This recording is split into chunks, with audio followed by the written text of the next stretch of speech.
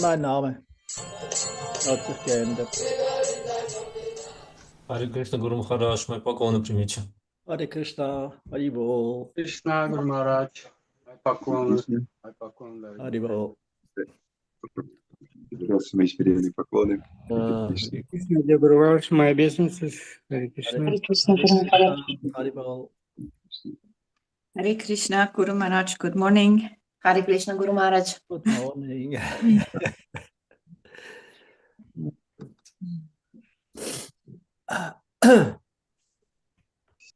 Who will translate today? Madhur?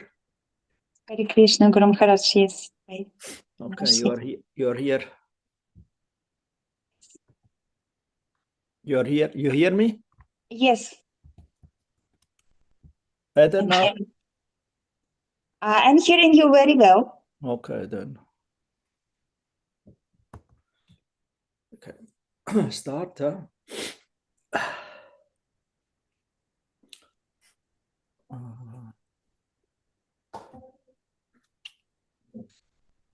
Om Namo Bhagavate Vasudevaya.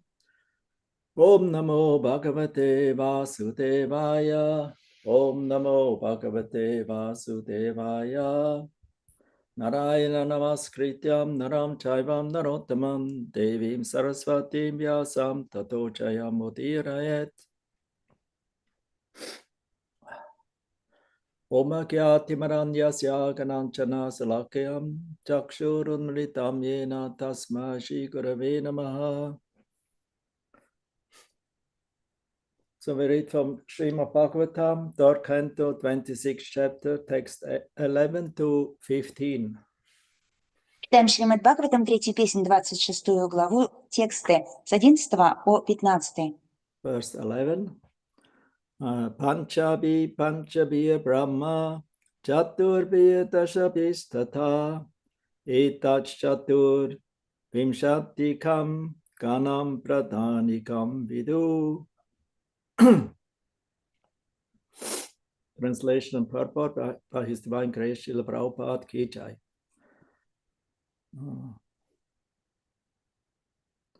Перевод и комментарий. The aggregate elements of the universe, 24 in numbers, namely the 5 gross elements, the 5 subtle elements, the 4 internal senses, the 5 senses for gathering knowledge, and the 5 outward organs of action are known as the pradhana. Совокупность 5 грубых и 5 тонких материальных элементов, 4 внутренних чувств, 5 познающих чувств и 5 действующих чувств называют прадханой.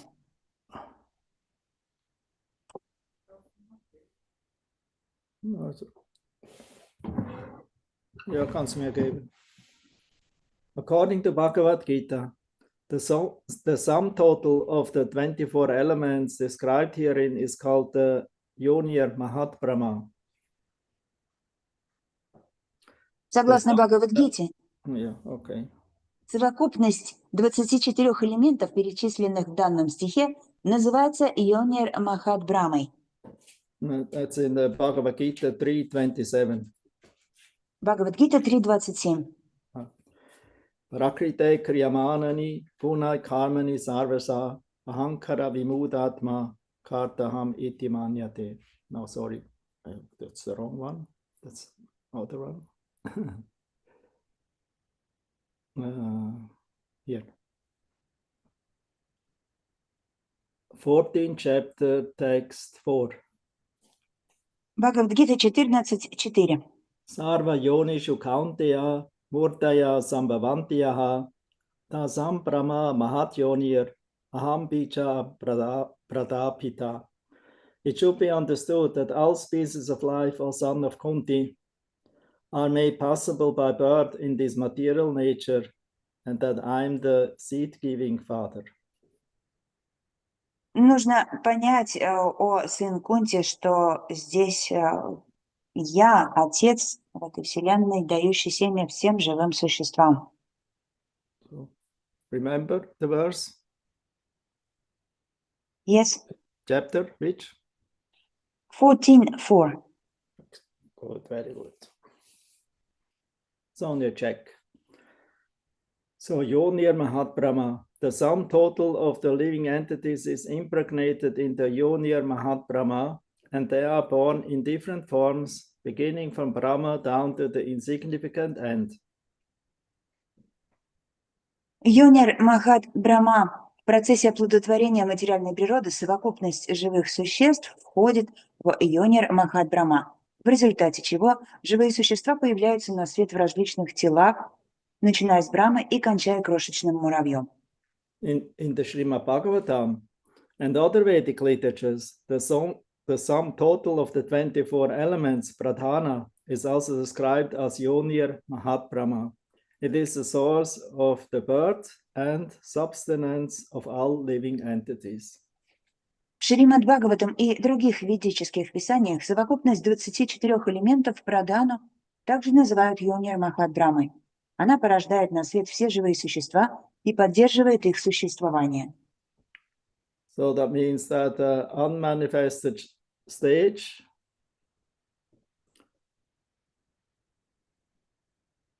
Это означает непроявленное состояние.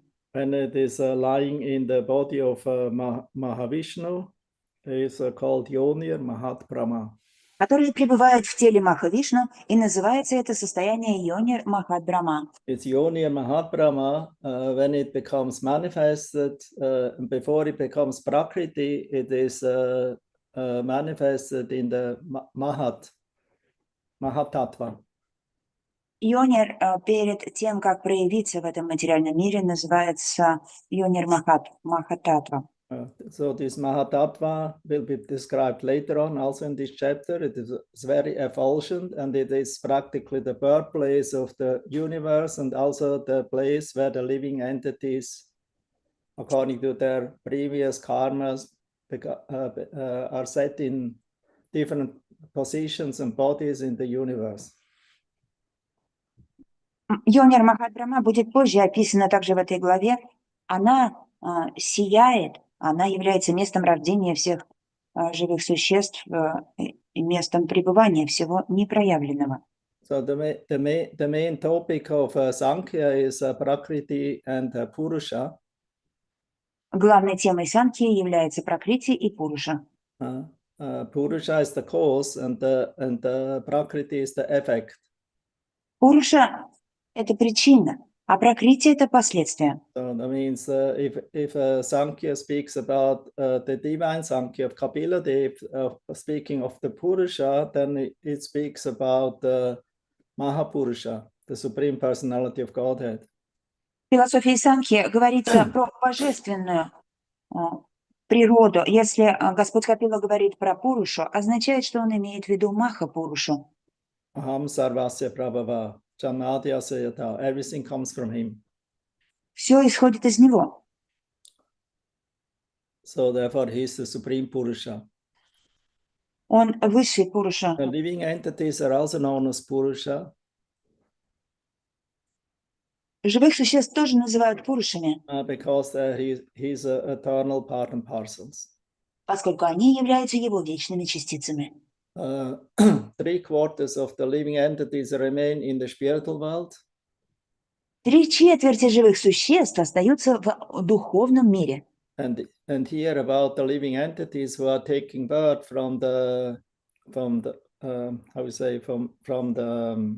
Avyakta, who are actually resting there and become manifested then later on in the time of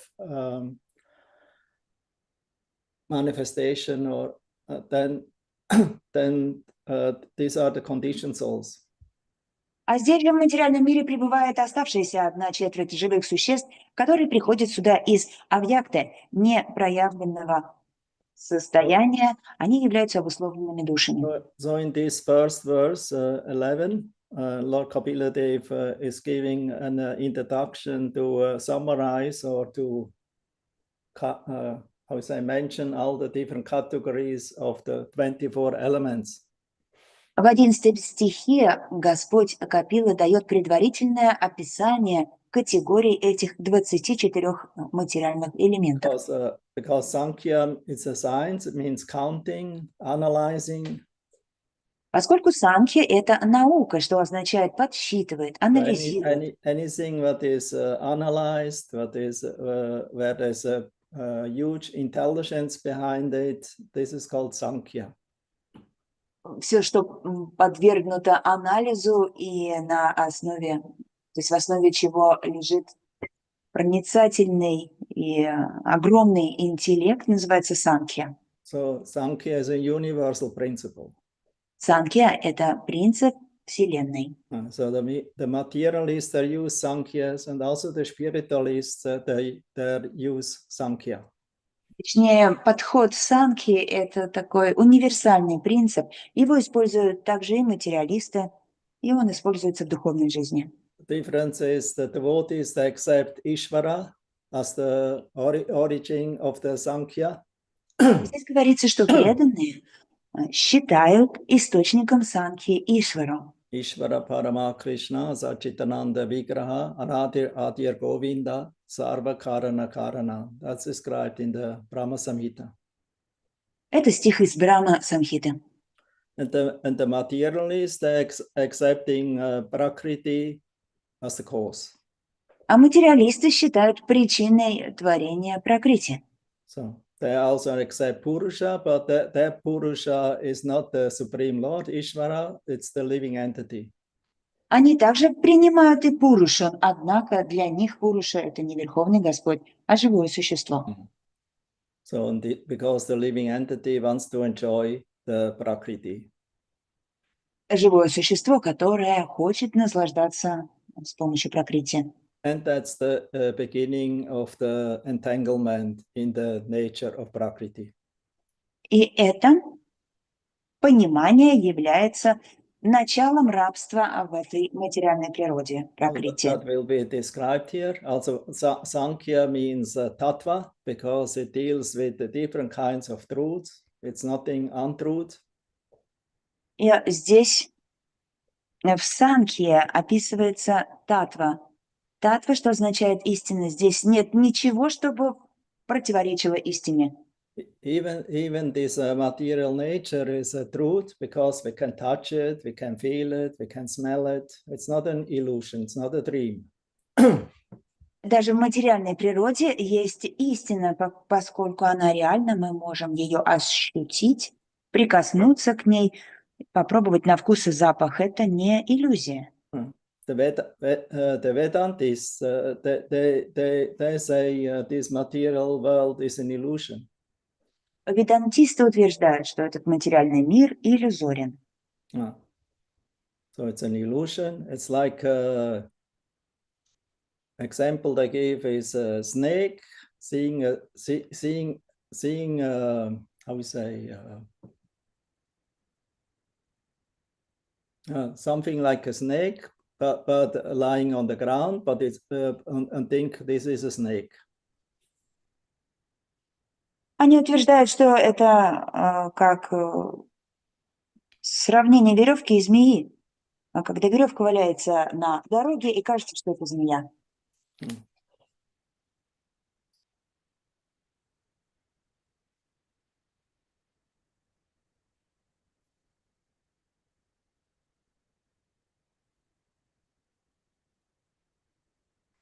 So I have to, rope.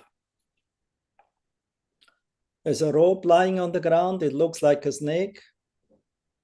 Вы знаете, веревка бывает лежит на дороге, она похожа на змею. So therefore, the Advaita Vedantists who hold that the change of a cause into an effect is merely apparent, it only seems to be real. Ведантисты во главе с Адвайтой говорят, что это иллюзия, которая кажется реальностью. For example, if one sees a snake in a rope, it is true that the rope is really transformed into a snake. It is not true that the rope is transformed into a snake. То весь мир – это подобная иллюзия, и приводит как раз в пример эту змею и веревку. It simply appears in this way. Адвайта говорит, что веревка похожа на змею, но это не значит, что она является змеей. This theory of the Advaitavadis serve as a basis of their explanation of God, the universe, and the individual soul. Эта теория Адвайтавади является предпосылкой их объяснения Бога, Вселенной и индивидуальной души. Therefore, they call this Vivartavada. Они называют это Вивартавада. The Devotees philosophy, according to also Lord Chaitanya, is and also Srila Vyasadeva, it is called the Parinamavada. Преданные называют этот принцип Паринама-вада, так же, как и Господь Чайтанья. So Srila Vyasadeva, in his philosophy, he teaches that the universe is not an illusion, it is a transformation. It's a transformation of something that already existed before. Шрила Вьясадева объясняет, что этот мир не иллюзия, а трансформация того, что уже существовало до этого. Therefore, Sankhya is actually a dualism. Dvaita. Так что Санkhya – это на самом деле дуализм, Авайта. And the Advaitavadi is their monis, Advaita. А Адвайтавади, они являются монистами Адвайта. So the Advaitavadis, they take everything as one.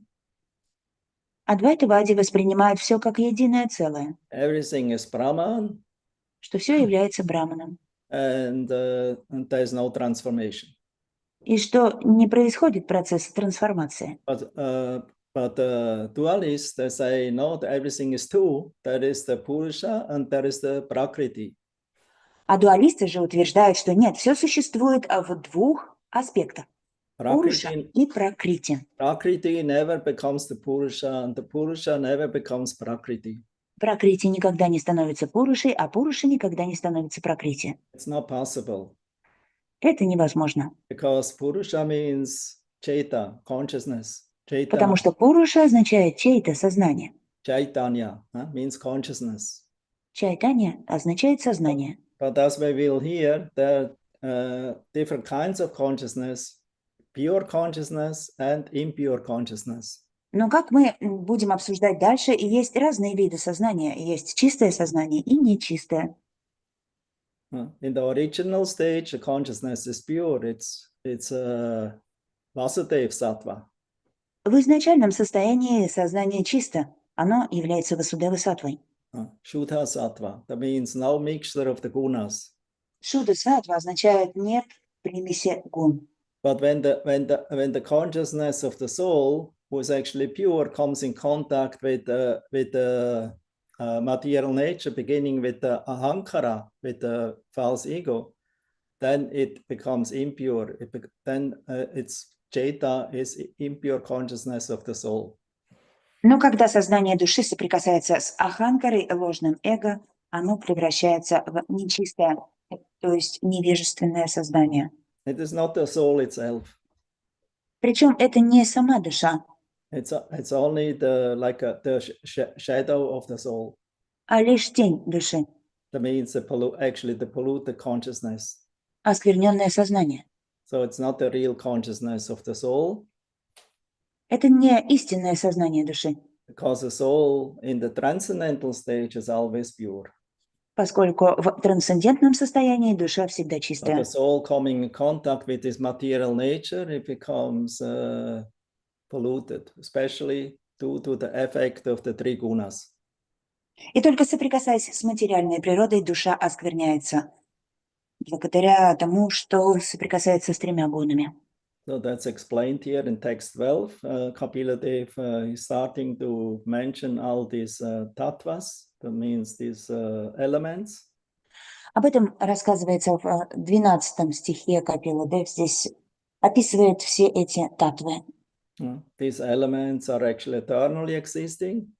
Эти элементы существуют вечно. But sometimes they are manifested and sometimes unmanifest. Но бывают в проявленном и непроявленном состоянии. These elements are in the beginning very subtle. В начале творения они находятся в непроявленном, в очень тонком виде. And then due to the evolution and to the creation process, it becomes more and more gross, manifested down to the earth element. Они начинают проявляться с самых тонких, практически невидимых форм, и по мере эволюции создания материального мира они переходят в более грубые формы, то есть развиваются от эфира до элемента Земли. Actually, all 24 elements exist in the big scale, in the macrocosmos, and also in the small scale, even in the atom, microcosmos. Все эти 5 материальных элементов существуют как на уровне макрокосмоса, также и на атомном уровне микрокосмоса. So these 24 elements are in the smallest and in the biggest. Точнее, 24 материальных элемента, то есть они находятся и в самом маленьком, и в самом большом. But as a matter of fact, it never comes in touch or can infiltrate the Purusha, especially not the Mahapurusha. Но, несмотря на все это, они никогда не могут повлиять на Пурушу, особенно на Маха-Пурушу. Even the conditioned Purusha will not become directly involved in this Prakriti. Даже Пуруша в обусловленном состоянии, обусловленная Пуруша, не принимает участие непосредственно в этой пракрити. Becomes involved due to contact with the false ego. Он в ней участвует из-за соприкосновения с ложным эго. So as soon the ego comes in contact with the ahankara, that means the pure ego. Как только эго Then соприкасается it с becomes Аханкарой, infiltrated. то есть с чистое эго, тогда оно впитывает в себя влияние ложного эго. So here in this verse, Kapila Dev explains, Mahabhutani Panchaiva Pur Apognir Marun Nabha Tan Matrani Jathavanti Gandhadini Matani Me. So he mentions the different elements. В 12 стихе Капила Дев рассказывает, перечисляет разные материальные элементы. First, the 5 elements, namely earth, water, fire, air, and ether. Первые 5 грубых элементов – земля, вода, огонь, воздух и эфир. And then there are 5 more subtle elements like smell, taste, color, touch, and sound. А также 5 тонких элементов – запах, вкус, цвет, касание и звук. So then text 13. Далее текст 13. Indriyani dasha shrotram Indriyani dashashtotram tvaktrik rasana nasika vakkarau charanau medram payur dashama uchyate. The senses for acquiring knowledge, the Gyanendriyas, Познающих чувств Гьянендрия, and the organs for action, number 10, the Gyanendriyas and Karmendriyas, namely the auditory senses, the sense of taste, the tactile sense, the sense of sight, the sense of smell, the active organ for speaking, the active organs for working, and those for traveling, generating, and evacuating. познающих чувств и органов деятельности в общей сложности 10. Это орган слуха, орган вкуса, орган осязания, зрения, обоняния, активный орган речи, органы действия, а также органы, с помощью которых живые существа передвигаются, размножаются и выводят из организма испражнения. Then in text 14, Kapila Dev mentions the Antakarana, there are 4 in numbers. В 14 стихе Капила Дев упоминает антакараны, которых 4. Mano buddhir ahankaras chitam ityantar atmakam chaturdha lakshate vedo pritya lakshana rupaya. The internal subtle senses, known as antarkarana, are experienced as having 4 aspects in the shape of mind, mana, intelligence, buddhi, ego, ahankara, and contaminate the consciousness, chitta. внутренние тонкие чувства проявляются в 4 формах: в виде ума, интеллекта, эго и оскверненного сознания. Distinctions between them can be made only by different functions, since they represent different characteristics. Различия между ними проявляются только по их функциям, ибо каждый из них проявляет себя по-разному и характеризуется различными признаками. So how these different functions of the subtle body are acting, what are their symptoms and characteristics will be described later on by Kapila Dev. И далее Капила Дев расскажет, как действуют все эти элементы и какие у них признаки и характеристики.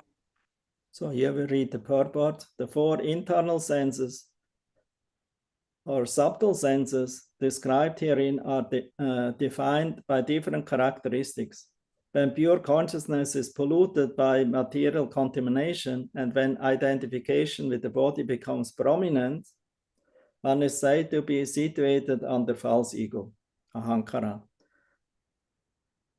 Комментарий. Перечисленные в этом стихе 4 внутренних или тонких чувств различают по проявляемым ими качествам. Когда чистое сознание живого существа осквернено материей, и оно отождествляет себя с телом, о нем говорят, что оно находится под властью ложного эго. Сознание является функцией души, поэтому за сознанием всегда скрывается душа. Сознание, омраченное материальной скверной, называется аханкарой. Consciousness or Chaita, consciousness is the function of the soul, and therefore behind consciousness there is the soul. Consciousness polluted by material contamination is called ahankara. А сознание чета является признаком души, которое изначально является чистым, а сознание, оскверненное материальной энергией, называется аханкарой. I mean, that means when the pure soul's consciousness comes in contact with the ahankara, that's the pre-stage before that is called how we call it Chaita. Это означает, что когда чистая душа соприкасается с аханкарой, то она входит в предварительную стадию, которая называется чета. In some places, in the counting, the Chaita is not directly mentioned. В некоторых местах в Писаниях нет прямого упоминания четы. So only the ahankara and the attachment. How the ahankara is like a thread, electrical thread to the soul. The connection with the material nature starts with ahankara. So it's like a glue, you know, so like where the soul becomes, consciousness of the soul becomes attached to the material conception. I'm this body, I'm the mind, I'm very intelligent, like that. Упоминается всего лишь аханкара, что означает это как связка души с материальным миром. Она словно клей или шнур, который проводит связь между душой и материальным миром. И у живого существа появляется отождествление. Я – этот ум, тело, я умный, разумный. И дальше добавляю характеристики. Not only an ordinary schnur, it's a wire, like electrical wire, you know, who's soon you come in contact with a false ego, ahankara, the soul with this wire, then it is becomes connected with it and her consciousness becomes completely polluted. Да, шнур, но не просто шнур, а словно электрический шнур, по которому происходит эта связь и это осквернение. То есть, когда она подключена к этой связи, то сознание ее абсолютно осквернено. Hey, schnur is also German. You stole this word from the German. Да, шнур, есть такое слово на немецком, еще вы в русском позаимствовали это слово. The schnur. Yes, Guru Maharaj. Butterbrot also. Huh? Бутерброд. Yes, exactly. The butterbrot. Бутерброд Ananda тоже. Bola Hari. You know what is butterbrot? Ананда Болахари. Yes, Guru Бутерброд, Maharaj. знаете, да? So that I know. comes from the German. Also in Switzerland we have butterbrot. Да, бутерброд это немецкое слово. В Швейцарии у нас тоже есть бутерброд. With marmalade on it. С мармеладом. Marmalade, you see, you also take. Мармелад вы тоже позаимствовали. So you should all become German. So Так что вы уже все должны на немецком разговаривать. Вы должны стать немцами. because you have so many German words. Вы должны быть уже немцы, потому что так много немецких слов. So, no, sorry. So only a joke. Да, это просто шутка. So now we go to text 15. Далее, 15 стих. Etavan eva Sankhya brahmanasa gunasyaha sanivesho maya prokto yakala pancha vimshaka. All these are considered the qualified Brahman, that means near Saguna Brahman. The mixing element, which is known as time, the Kala, is counted as the 25th element. Все это называется браманом, наделенным качествами. Связующий фактор, называемый временем, считается 25-м материальным элементом творения. So here we have the purport by Srila Prabhupada. Комментарий Шрила Прабхупады. According to the Vedic version, there is no existence beyond Brahman. Sarva kal vidam Brahma, from the quoted from Chandogya Upanishad. Веды утверждают, что не существует ничего, кроме брамана. Сарва кал видам брахма. Чандогья Упанишад. It is stated also in the Vishnu Purana, I think we quoted it last time, that whatever we see is Parashya Brahmana Shakti. Everything is an expansion of the energy of the Supreme Absolute Truth, Brahman. В Вишну-Пуране также сказано, все, что мы видим вокруг, является Парасья Брахмана Шакти. Иначе говоря, все мироздание представляет собой проявление энергии высшей абсолютной истины Брахмана. When Brahman is mixed with the three qualities, that means three gunas, triguna, goodness, sattva, passion, rajas, and ignorance, tamas, there results the material expansion, which is sometimes called Saguna Brahman, and which consists of these 25 elements. That means 24 plus the kala, the time. Когда Брахман соединяется с тремя гунами, благостью, страстью и невежеством, возникает материальное проявление, которое иногда называют Брахмана Сагуном, и которое Сагуна Брахманом, и которое состоит из 25 материальных элементов. Kala is actually not the element belonging to the Prakriti because it's coming from the Supreme Lord, Kala Asmin. It's the representative of the Lord in the material world, the time aspect, Kala Asmin. Аспект Кала на самом деле не относится к Пракрити. Это элемент, который исходит от самого Господа. Оно является олицетворением Господа. Господь говорит Кала Асмин. So it's like Kala is more like a motor. Кала больше похоже на двигатель. Because the 24 elements, they cannot move, they cannot do anything without becoming agitated, or put in motion by Kala. Ведь Пракрити, живые существа, не могут двигаться сами по себе до тех пор, пока Кала не даст им импульс. So that means Kala doesn't belong to the material nature. Only it's the machine what makes the material nature work or move on. Кала не относится к материальной природе. Это двигатель, который заставляет материальную природу шевелиться. So Kala means past, present, and future. Кала означает прошлое, настоящее и будущее. So it's a very powerful machine.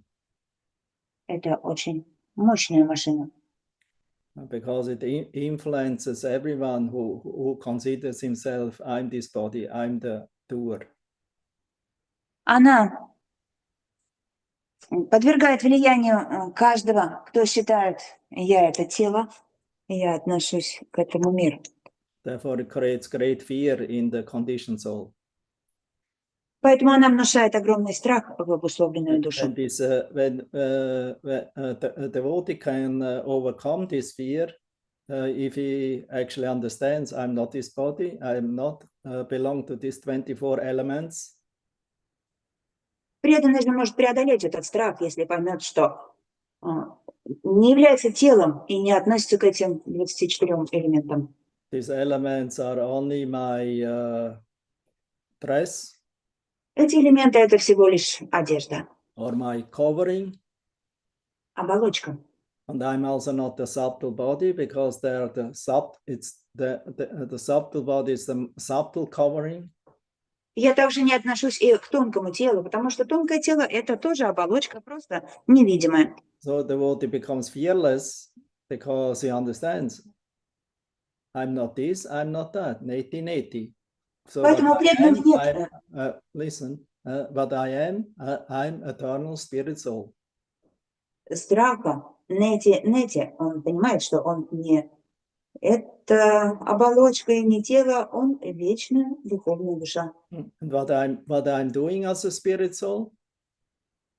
Что я делаю как духовная душа? As a spirit soul, my occupation is to serve Krishna, to please Krishna's senses, not my own senses. Мой долг как духовной души удовлетворять Кришну, а не свои чувства. For prakrite kriyamanani gunai karmasi sarvasa ahankara vimudatma kartaham iti manyate. Actually, it's prakriti, the conditioned soul born in this prakriti that consider himself the doer, the enjoyers, the karta. В то время как в стихе Пракрите Криямана не говорится о том, что обусловленная душа, попадая в это прокрытие, считает, что она является действующим лицом. Therefore, they're conditioned, and therefore they come under the influence of time.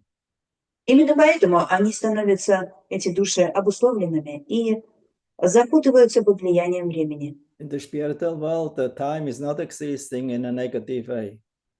В духовном мире время не имеет такого отрицательного влияния. Because there everything is in the eternal presence. Там нету влияния времени, поскольку там все вечно. There's no old age, disease, and birth and death. Там нет старения, болезней, рождения и смерти. So therefore, Kala is not influencing the spiritual world. Так что Кала не имеет власти в духовном мире. Kala is also not influencing the pure consciousness of a devotee. Кала также не оказывает влияния на чистое сознание преданного. Only those who are not devotee, they become influenced by the time aspect. Только непреданные подпадают под власть аспекта времени. Therefore, they're always in stress. Oh, I have not much time. I have to do this and do that. And the whole schedule, the whole day, whole week, whole year is completely filled up. Поэтому они постоянно под этим стрессом, что у них нет времени закончить свои дела, у них весь день расписан и весь год. And then with the time, they come so much in stress, they understand, oh, I cannot finish my project or my plans, according to my estimated time. И они должны столько успеть, и рано или поздно они понимают, что не могут закончить свои дела в назначенный отрезок времени. And especially if one gets older, then one thinks, oh, I don't have so much time, and I still have to do this, and I have to do that. Особенно, когда человек становится старше и понимает, что у него очень много дел, но не успевает все это сделать. But time is not waiting until that we are ready. Ну, время не будет ждать, пока мы будем готовы. So even if we are not ready, it takes away our soul, our body, and the soul has to go to another destination. Мы не готовы, и оно забирает душу из тела и переносит ее в другое место. So this kala is therefore a transcendental aspect of the Supreme Lord for the how we say, functioning of and the temporarity of the material nature. Кала – это трансцендентный аспект Верховной Личности Бога. И здесь, в материальном мире, оно действует, чтобы иметь влияние. Time is a great enemy of the materialist. Время является величайшим врагом материалистов, But time is a great friend for the devotees. но при этом является великим другом для преданных. Because they understand that by every sunrise and sunset, the lifespan becomes shortened, but a devotee thinks it brings me more near to Krishna. Преданные знают, что несмотря на то, что с каждым восходом и заходом солнца жизнь становится короче, но их жизнь с каждым днем приближается к Кришне. Therefore, is enthusiastic, has no fear. Поэтому у них много энтузиазма и нет страха. Fear comes from the attachment to material nature and that we are the doers. But if this is not, if this is transformed or connected with Krishna, with activities in Krishna consciousness, then this becomes the fearless path. Akuto bhayam. Страх происходит из-за привязанности к материальной природе. Но из-за привязанности к Кришне этот страх преобразуется в бесстрашие.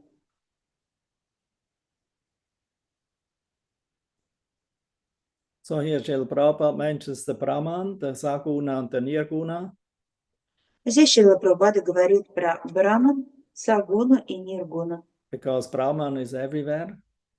Ведь Браман находится повсюду. So Brahman in the pure stage is called Nirguna. Браман в чистом состоянии называется Ниргуна. And then Brahman is manifested in this penetrating all the 24 elements of material creations becomes Saguna Brahman.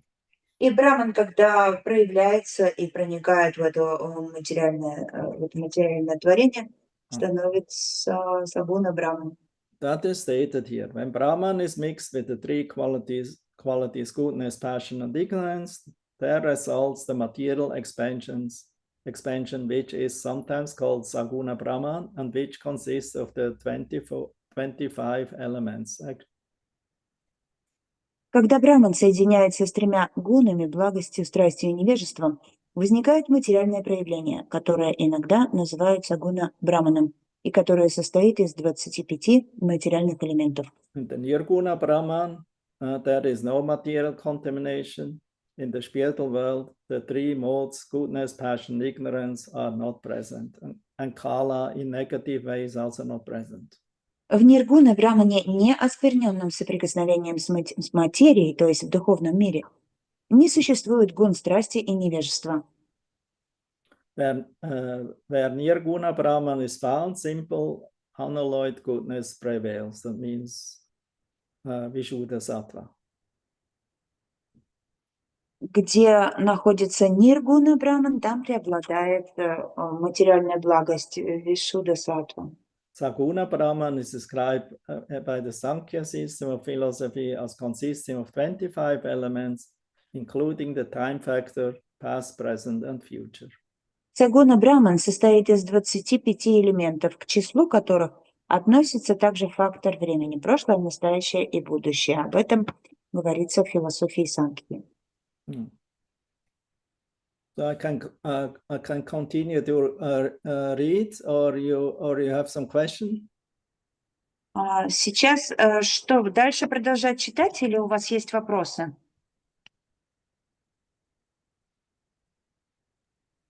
Hare Krishna, dear Guru Maharaj, can I ask you?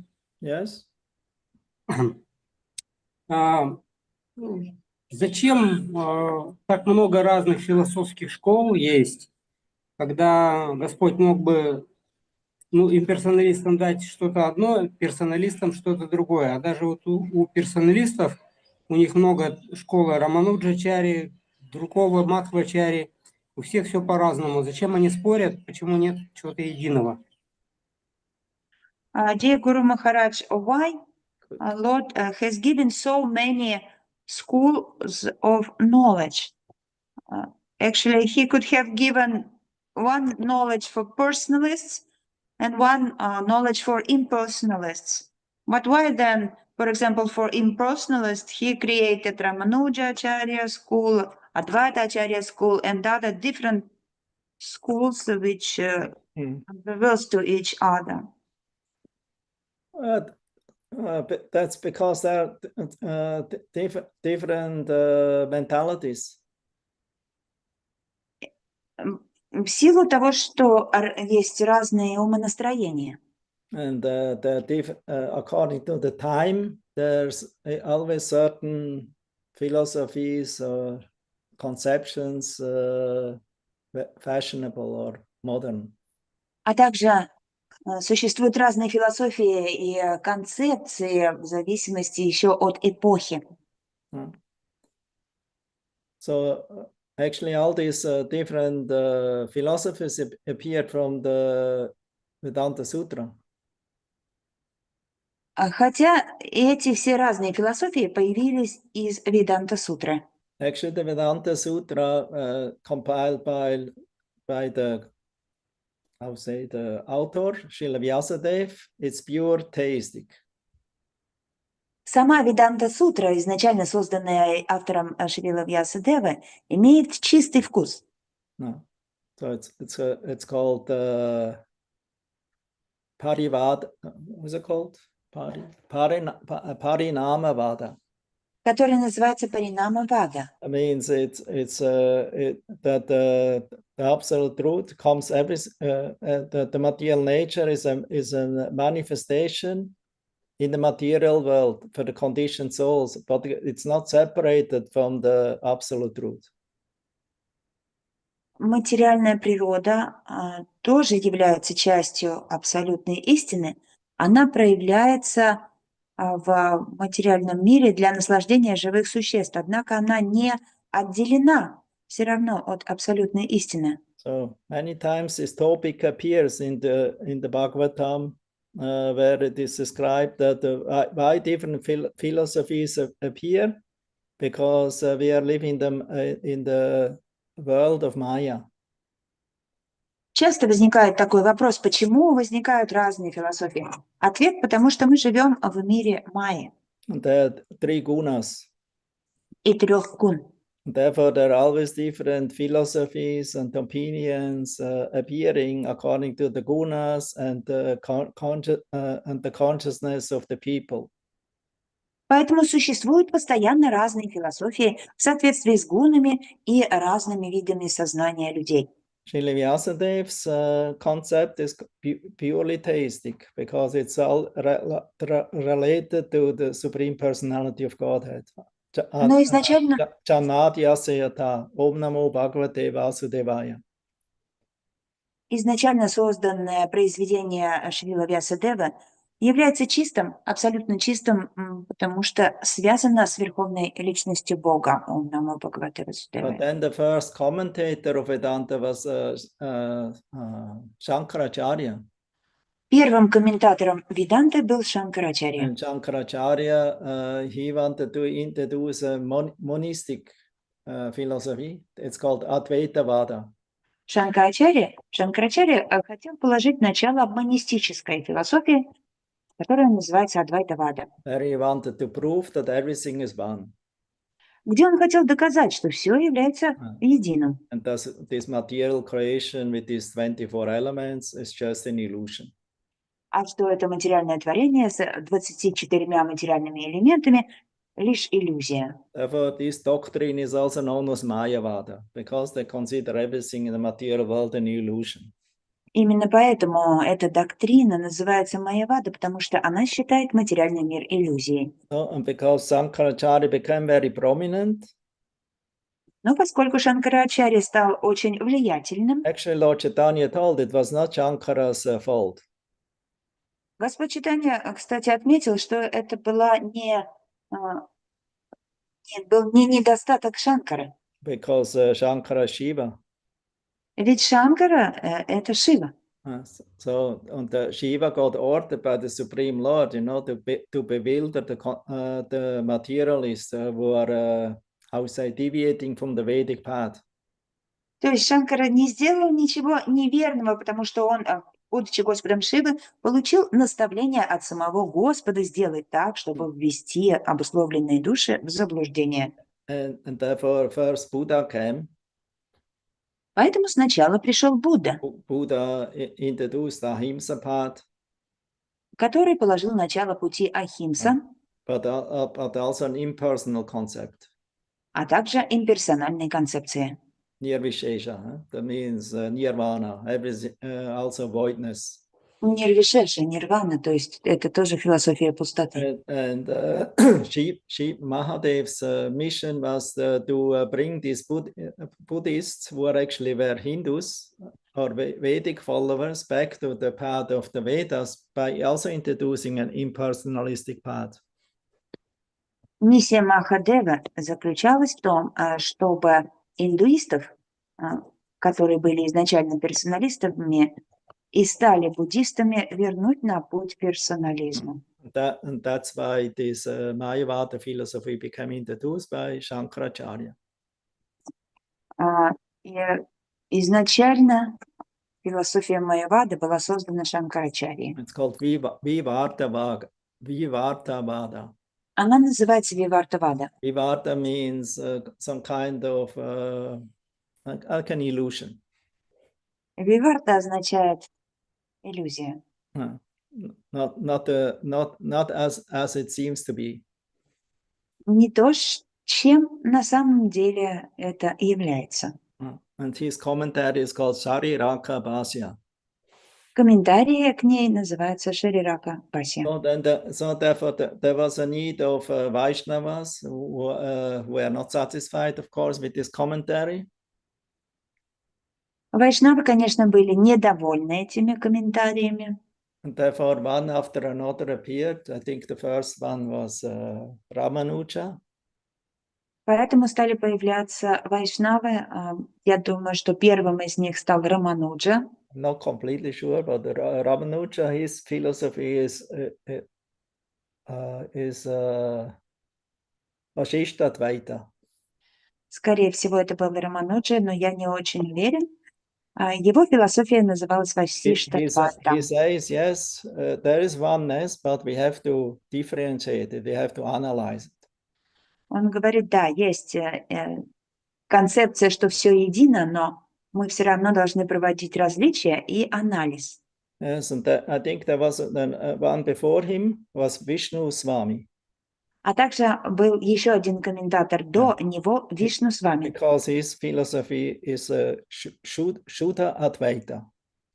Его философия называется Шуда Адвайта. So his philosophy is, yes, there is Advaita where there's oneness, but we have to purify it. Shuddha means to purify this oneness. That means to have a clear understanding of it. Он говорит, что да, есть единение, но мы должны очистить его, то есть очистить свое понимание Шуда, для того, чтобы понимание было правильным. And then the Vishishtadvaita.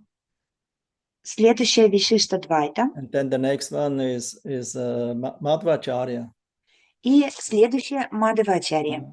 Shuddha Dvaita. Шуда Dvaita. Двайта. Yeah. Everything is because there is a Dvaita Sankhya, you know. The Sankhya philosophy is Dvaita. Философия Санхи – это Двайта. Purusha Prakriti. Пуруша Пракрити. But Madhvacharya, therefore he defined the very specific philosophy of Shuddha Advaita, the pure dualism. Мадхвачарья выделил специфичную концепцию Шуда Двайты. That means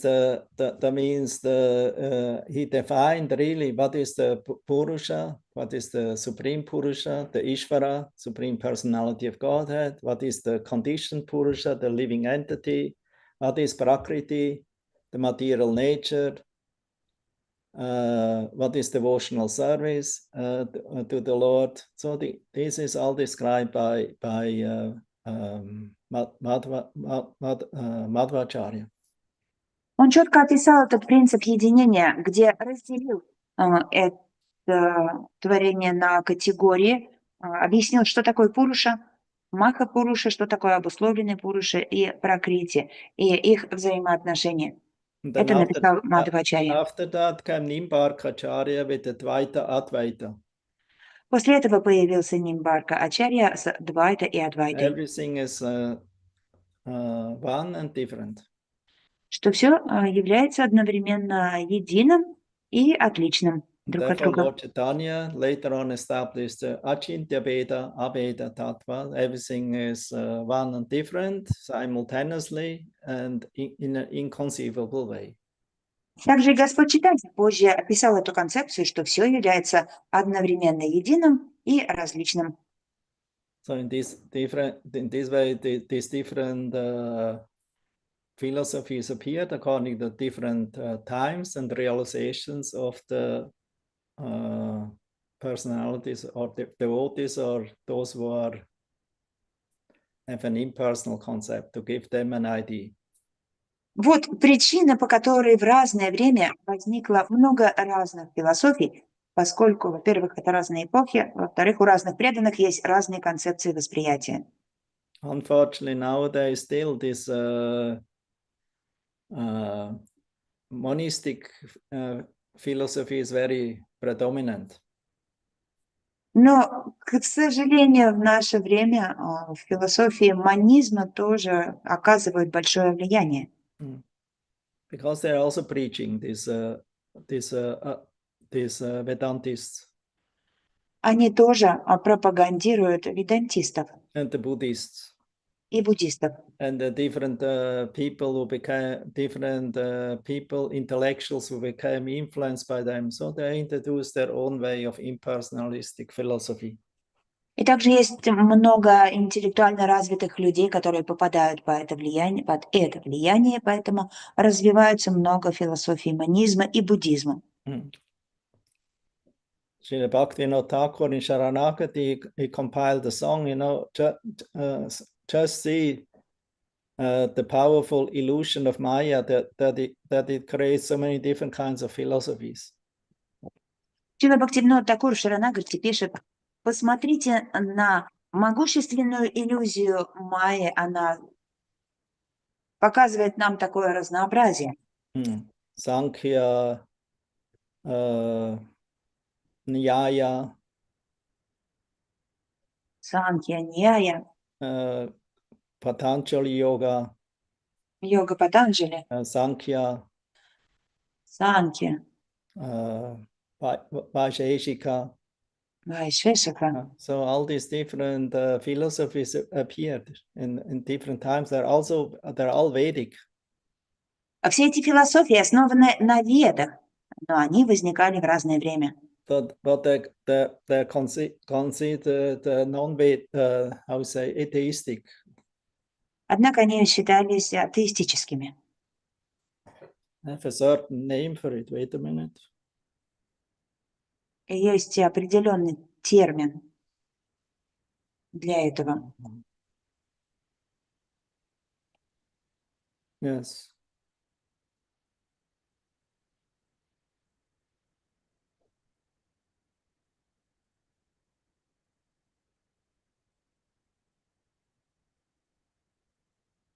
So they're the Satkaryavadas. Садкарьявада.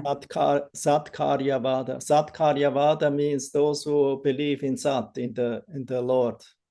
Садкарьявада – это означает те, кто верит в Господа, верят в Сад. These are the transcendentalists.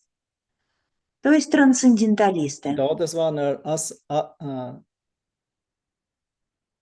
Asatkaryavada. А другая категория – Асадкарьявада. That means the materialist. Материалиста. So there's Sat Karyavada and Asat Karyavada. Так что есть сат Карьявада и асат And the Карьявада. Asat Karyavadas, they have so many theories and philosophies. And the Sat Karyavadas also have different philosophies for different kinds of purposes and mentalities. И эти разные философии есть и у тех, и у других. И у сат Карьявада, и асат Карьявада, поскольку у них тоже много разных настроений и различий.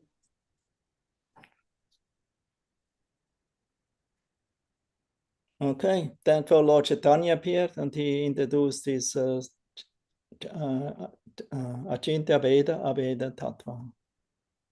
Поэтому, когда Господь Чайтанья пришел, он ввел эту философию одновременного единения и различия. So the material world is full of varieties, so not only varieties in enjoyment and colors and perceptions, but also in different philosophies.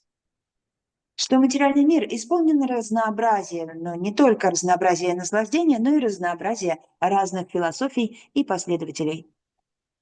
Jackie, answers this your question? Джаги, отвечает ли это на ваш вопрос? Yes, thank you, Guru Maharaj. Thank you very much. Hare Krishna. Okay, Hare Krishna.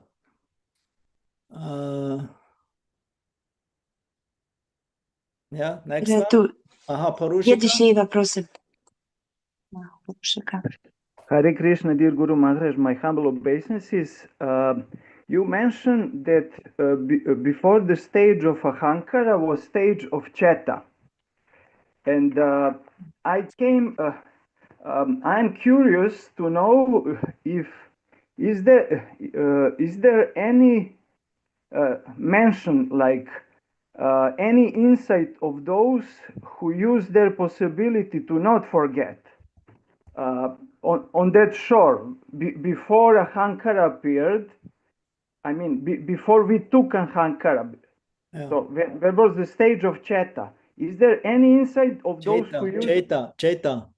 Yeah, Cheta. Is there any insight of those who use their possibility to not forget, or how eyesight?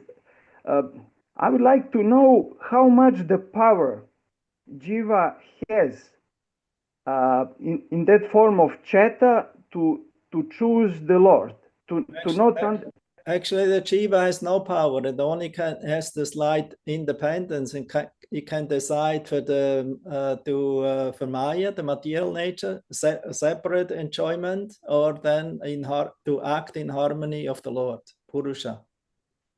Вы говорили, что перед тем, как связаться с Аханкарой, то есть предпосылкой для этого является чета, оскверненное сознание. Есть ли все-таки шанс у обусловленной души не забыть свою принадлежность к Господу? И сколько у нее влияния на это? Гуру Махарадж говорит, что практически у Дживы нет никакой власти над этой ситуацией. У нее лишь есть крошечная независимость. Она может лишь пожелать либо остаться в Майе независимой, либо быть рядом с Господом. Okay. Yes, I understand that. This class explains how the Lord manifests the power that can cover the Jiva. But I'm curious to know, how looks that road, their path, or that hole that goes to light when Jiva decides? Is it mentioned anywhere of those who make the choice to choose the Lord, like as an inspiration for us? То есть, да, мы слышали о том, что как сильно Джива покрывается этими слоями иллюзии. Но мне интересно, для нашего вдохновения, есть ли там какой-то момент, когда все-таки... There are Jivas who are not in contact with the material nature. So obviously the Jivas, actually most of the parts, they choose the spiritual world. А какой-то момент, когда Джива все-таки делает выбор в сторону Господа, а Гуру Махарадж отвечает, что большинство джив делают выбор в сторону Господа и находятся в духовном мире и даже не смотрят в материальный мир. But this Tatastha Jiva, who are in this marginal energy, they mostly become influenced by the Maya. Но татастха дживы, которые находятся в пограничном слое, на границе с материальной энергией, они, как правило, попадают в майю. And when the Jiva is liberated or not influenced by the Tatastha, then it is the Jiva who is a Nitya Siddha Jiva, who is in the spiritual world. А дживы в освобожденном состоянии, которые не попадают под влияние татастхи, являются нитья-дживами. Они всегда находятся в материальном мире. There's Nitya Siddha and there's Nitya Baddha Jivas. Дживы есть нитья-ситхи и нитья-бадхи. Jivas always remain with the Lord in the spiritual world. And the Nitya Baddha, they turned away their back to their face from the Lord and they choose the Maya. Нитья-ситхи всегда поворачиваются к Господу, а нитья-бадхи отворачиваются от Господа, выбирая майю. That's explained in the 11th canto, 22nd chapter. Об этом говорится в 11 песне, 21 главе. Text 10. Tекст 10. Anadya vidya yuktasya purushasyatma vedanam svatona sambhavat anyas tattva gyo jnana do bhavet. Krishna is speaking to Uddhava. Кришна говорит Уддаве. Because a person who has been covered by ignorance since time immemorial is not capable of affecting his own self-realization, there must be some other personality who is in factual knowledge of the absolute truth and can impart this knowledge to him.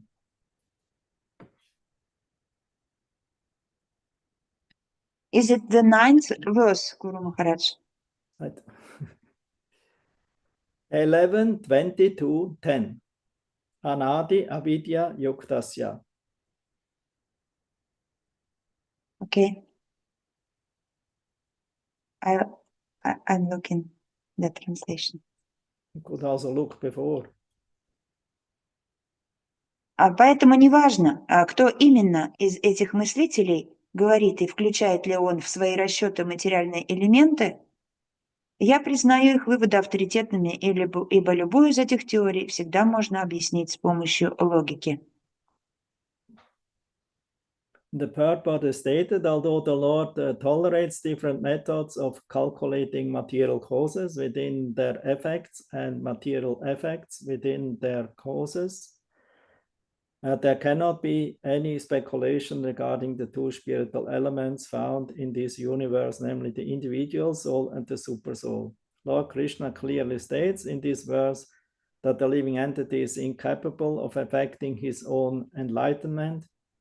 The Supreme Lord is Tattva Gya, omniscient, and Jnanada, the spiritual master of the entire universe. Sri Uddhava mentioned that some philosophers ascribe 25 elements and others 26, and also some lesser, 16 or whatever.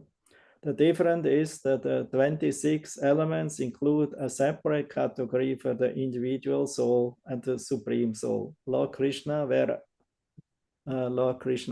whereas the proponents of 25 elements artificially merge the two transcendental categories of Jiva Tattva and Vishnu Tattva, hiding the eternal supremacy of the personality of Godhead. So the Purusha they accept, but Purusha not as Ishvara, but as the living entity.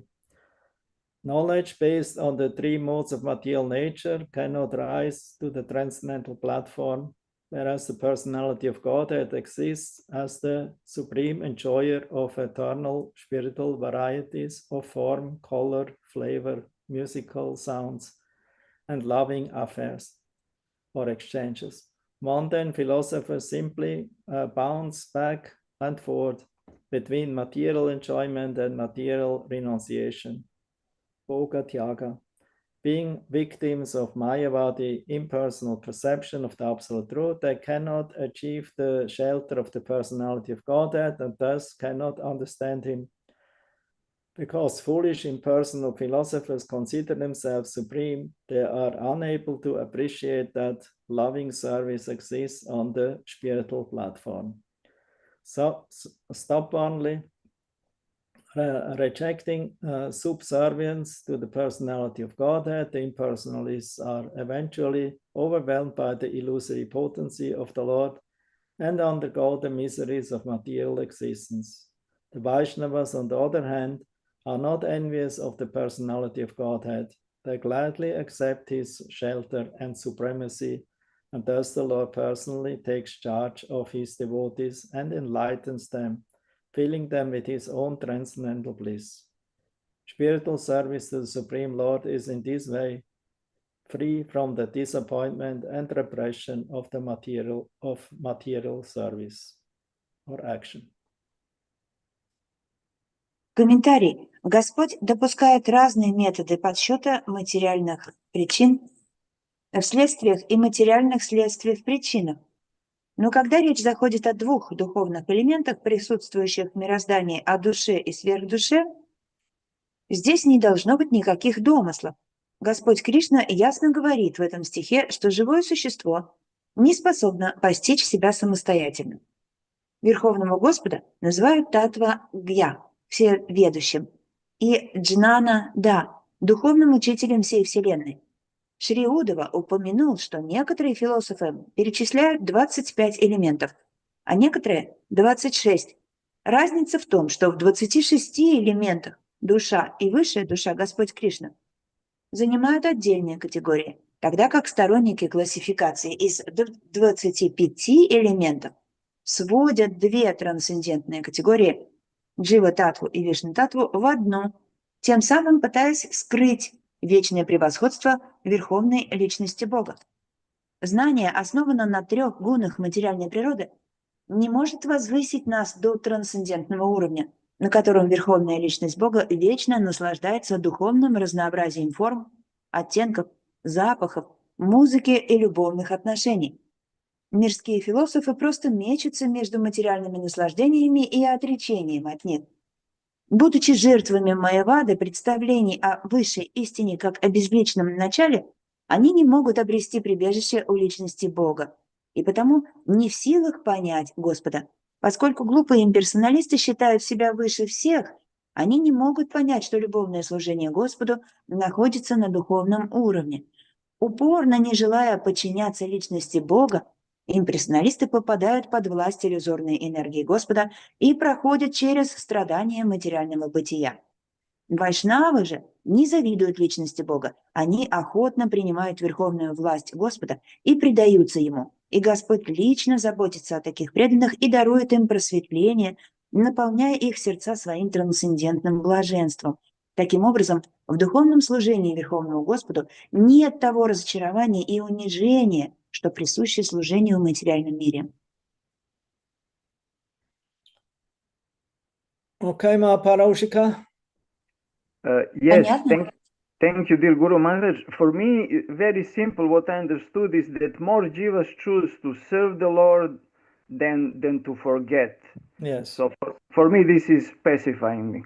And but we should not think, oh, I have chosen this way, and now I'm condemned in this material creation. The material creation actually can also be a school for us, you know, and have a very fantastic opportunity that we can join Lord Krishna's Leela in Goloka.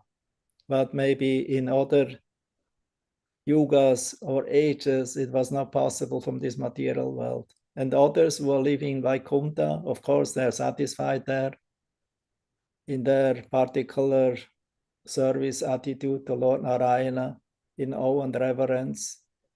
They have not a desire and an opportunity to go to Goloka Vrindavan. So, but we have, by the mercy of Lord Chaitanya, now this opportunity, and also from his Guru Parampara. Да, я понял, что большинство джив все-таки не смотрят в материальный мир, а остаются, выбирают быть Господом. Это меня утешает, отвечает Прабху. Гуру Махарадж говорит, но мы при этом не должны себя как бы осуждать, думая, что если мы выбрали материальный мир, значит, мы теперь прокляты, обречены, потому что у нас будет этот уникальный опыт, как присоединиться к Господу на Галока Вриндаване. Многие, те, кто вечно остаются с Господом в духовном мире, находятся на вайкунтхах и служат Господу в настроении почтения и поклонения. А нам же дан процесс, который недоступен в другие юги. Мы можем, по милости Господа Чайтаньи, отправиться, может быть, когда-то в следующих жизнях на Галока Вриндаван. Therefore, also thus we have now opportunity to study Lord Kapila Dev teaching of Sankhya in relation to the absolute truth, to the Ishvara, Purusha, the Supreme Personality of God. That is a very great mercy. И то, что у нас сегодня есть такая возможность изучать философию Господа Капилы Санхи о взаимоотношениях обусловленной души с верховной личностью Бога, это абсолютная милость для нас. Because there are so many people who are interested in Sankhya or in counting and in analyzing certain things, but all in Mayika, in illusory and influenced by illusory energy. Потому что Санkhью хотят изучать очень много людей, но с помощью материального анализа и изучения. И это только иллюзорная энергия, материальная энергия. Therefore, as we have heard now from this verse from Krishna, Krishna is a Tattvagya.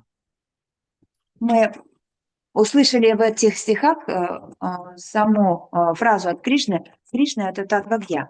That means he knows all tattvas, all in the material and in the spiritual world. Он знает все татвы, как в материальном, так и в духовном мире. All his different energies. И все его различные энергии. Therefore, Krishna is never bewildered. Поэтому Кришна никогда не попадает в иллюзию. But we are in illusion about tattva. We are, therefore, this is called this the fourth condition of the living entity, tattva Brahma. We are illusioned or bewildered by the tattva, or about the tattva. Мы же попадаем в иллюзию относительно того, что такое татва. So it's called tattva Brahma. Что называется татва Брахма. Bewilderment about what is what. Быть в иллюзии относительно понимания вещей, как они есть. Mayavadis are also bewildered, therefore they make everything simple, make everything one. В Майяваде тоже запутались в этом, поэтому они решили, что все должно быть просто едино.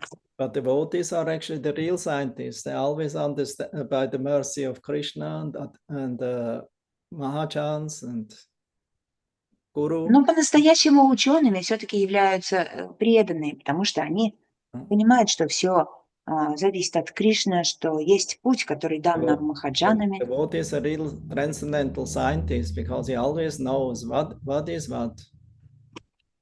Преданные по-настоящему являются трансцендентными учеными, потому что они знают вещи, как они есть. We don't have to go through the empiric process of neti-neti. Вам нет необходимости, то есть на пути преданности нет необходимости достигать всего своим путем, своими усилиями, нети-нети. I'm not this and I'm not that. Постигая, что я не это, я не то. Empiric philosophers and yogis, they're very interested in this neti-neti process. Философы и йоги, идущие эмпирическим путем, очень погружаются в этот процесс нети-нети. Devotees are also interested in neti-neti. Хотя преданным тоже интересна эта концепция нети-нети. But not in an empiric way, because we receive the knowledge directly from the supreme authority, like Kapila Dev. Но не с точки зрения достижения цели своими усилиями. Преданным дан этот процесс свыше, от Господа Капила. by Lord Krishna, by all the Mahachants and incarnations. А также Господом Кришны и Махаджанами и инкарнациями. They present us already the perfect philosophy to understand what is what and what is actually the goal, who are we, what is the path, relationship, everything is revealed. Они дали нам трансцендентную философию, дав нам понимание, в чем наш путь, какова цель, кто мы, кто Верховный Господь и какие наши взаимоотношения с Ним. But we are so foolish, we don't want to accept it. We don't want to put our faith in it. And therefore we always have to go through our own experience and drop on the nose. Но мы настолько легкомысленны, не хотим просто с этим согласиться. Мы хотим постоянно получать все на своем опыте, и из-за этого постоянно падаем и попадаем в беду. So that's the misfortune of the conditioned soul. В этом невезучесть обусловленных душ. It's not the misfortune of the general conditioned souls, because they anyway have no interest now on this path of understanding what is what and what is the goal. Это не так, что обусловленным. I didn't understand that. The conditioned souls in general, it is not a problem to because they don't need to, they don't want to understand it. То есть это не так страшно для обусловленных душ в целом, что касается, есть у них эта удача или нет, потому что им вообще не интересна никакая абсолютная истина. Because they just want to work so that they can enjoy nicely. Они просто хотят работать, чтобы хорошо наслаждаться. But for those who are fed up with this so-called enjoying spirit and activities in this material world, for them this path of Sankhya is very important, very great lesson and teaching and help. То же касается тех обусловленных душ, которые уже насытились этим материальным миром и хотят найти способ выхода из него. Для них эта наука, философия Санkhya, это огромный плюс, огромная удача. Because we don't have to go to the empiric, going up the stairs to the top of the skyscraper, but with the escalator. Это для тех, кто не хочет тратить время на изучение эмпирическим путем, то есть если ты не хочешь подниматься на небоскреб пешком, а хочешь поехать на лифте. Because you can be foolish. Why should I go in the escalator? Maybe the escalator will not reach the top.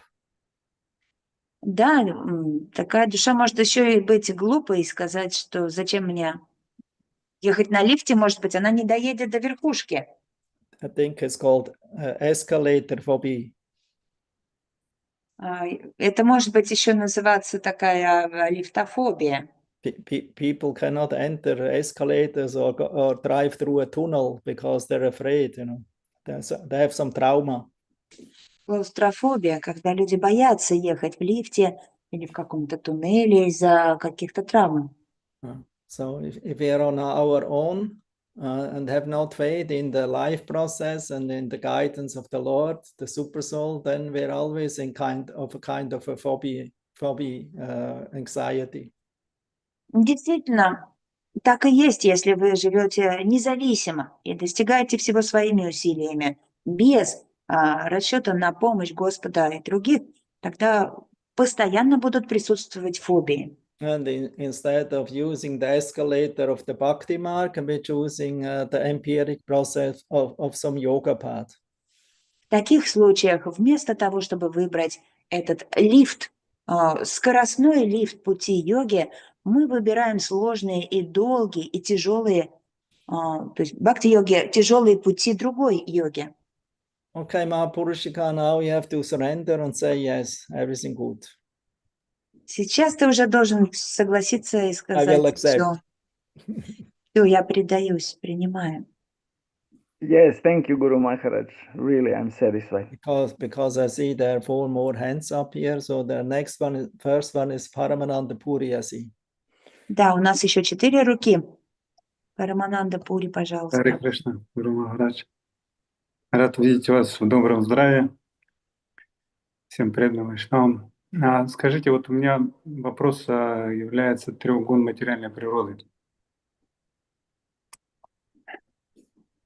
Hare Krishna, Guru Maharaj, I'm happy to see you in good condition. My question is regarding the three gunas of material nature. Yeah, okay. Всегда думал, что Господь Шива, он, он вайшнав, но и он просто выполняет какое-то свое служение, да, управляя гуной невежества. I've always been thinking that Lord Shiva is a Vaishnava who performs his service by directing mode of ignorance.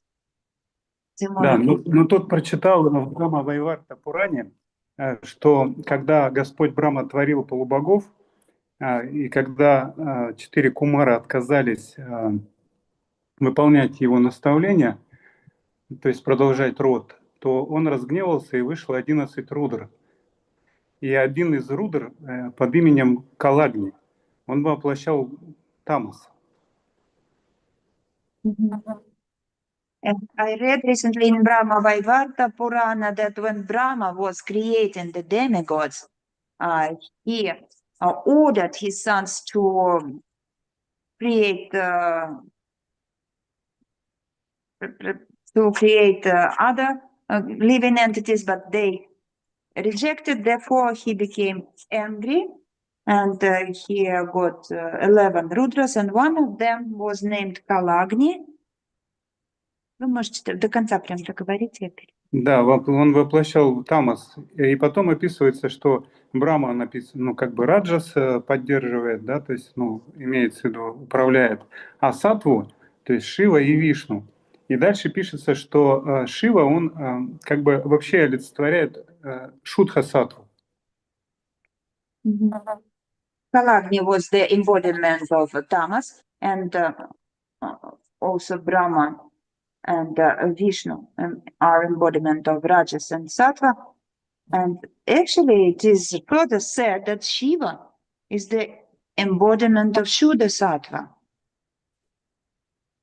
Вот и у меня вопрос из этого, то есть, где вот этот Калагни, он на самом деле олицетворяет тамас, да, то есть, или он управляет этим, да, то есть тамасом. Вот. So my question about this Rudra Kalagni, he is the embodiment of tamas, or he is embodiment of Vishuddha Sattva, or he manages this tamas, he is directing the tamas. You asking me? Вы меня спрашиваете? Why you don't ask Brahma Vaivarta Purana? Doesn't give an answer. А там в Брахма Вайварте Пуране не было описано? Нет, тут не написано так. Тут написано, что именно непосредственно один из них был известен под именем Калагни, да, и воплощение тамаса.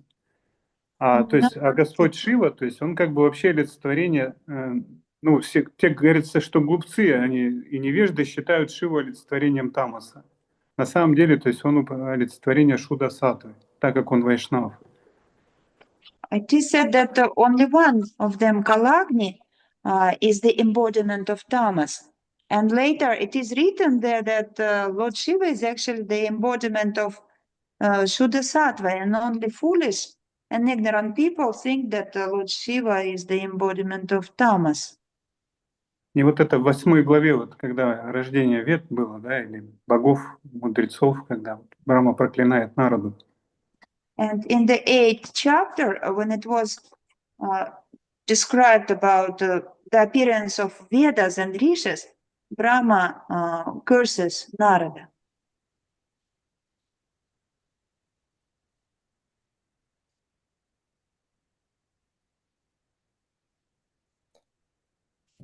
I would recommend you not to read this book. Я бы рекомендовала вам не читать эту книгу. Because this is not the same you can understand from Srimad Bhagavatam.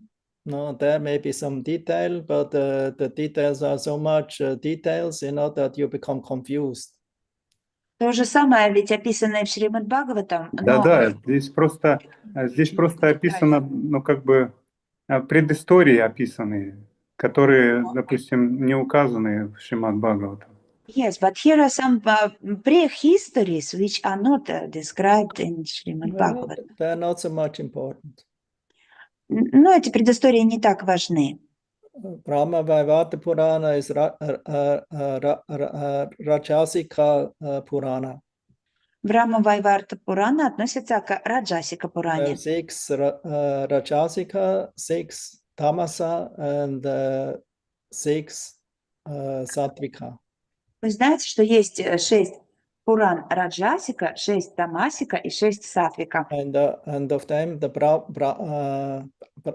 Bhagavatam is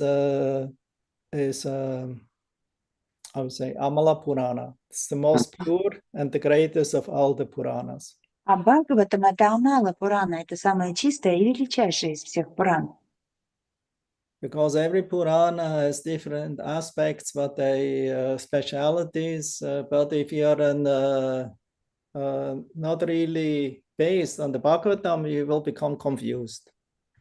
У каждой из этих Пуран есть свои аспекты, и она как бы специализируется в определенной области. И если у вас нет четкой подготовки в Бхагаватам, вы можете запутаться.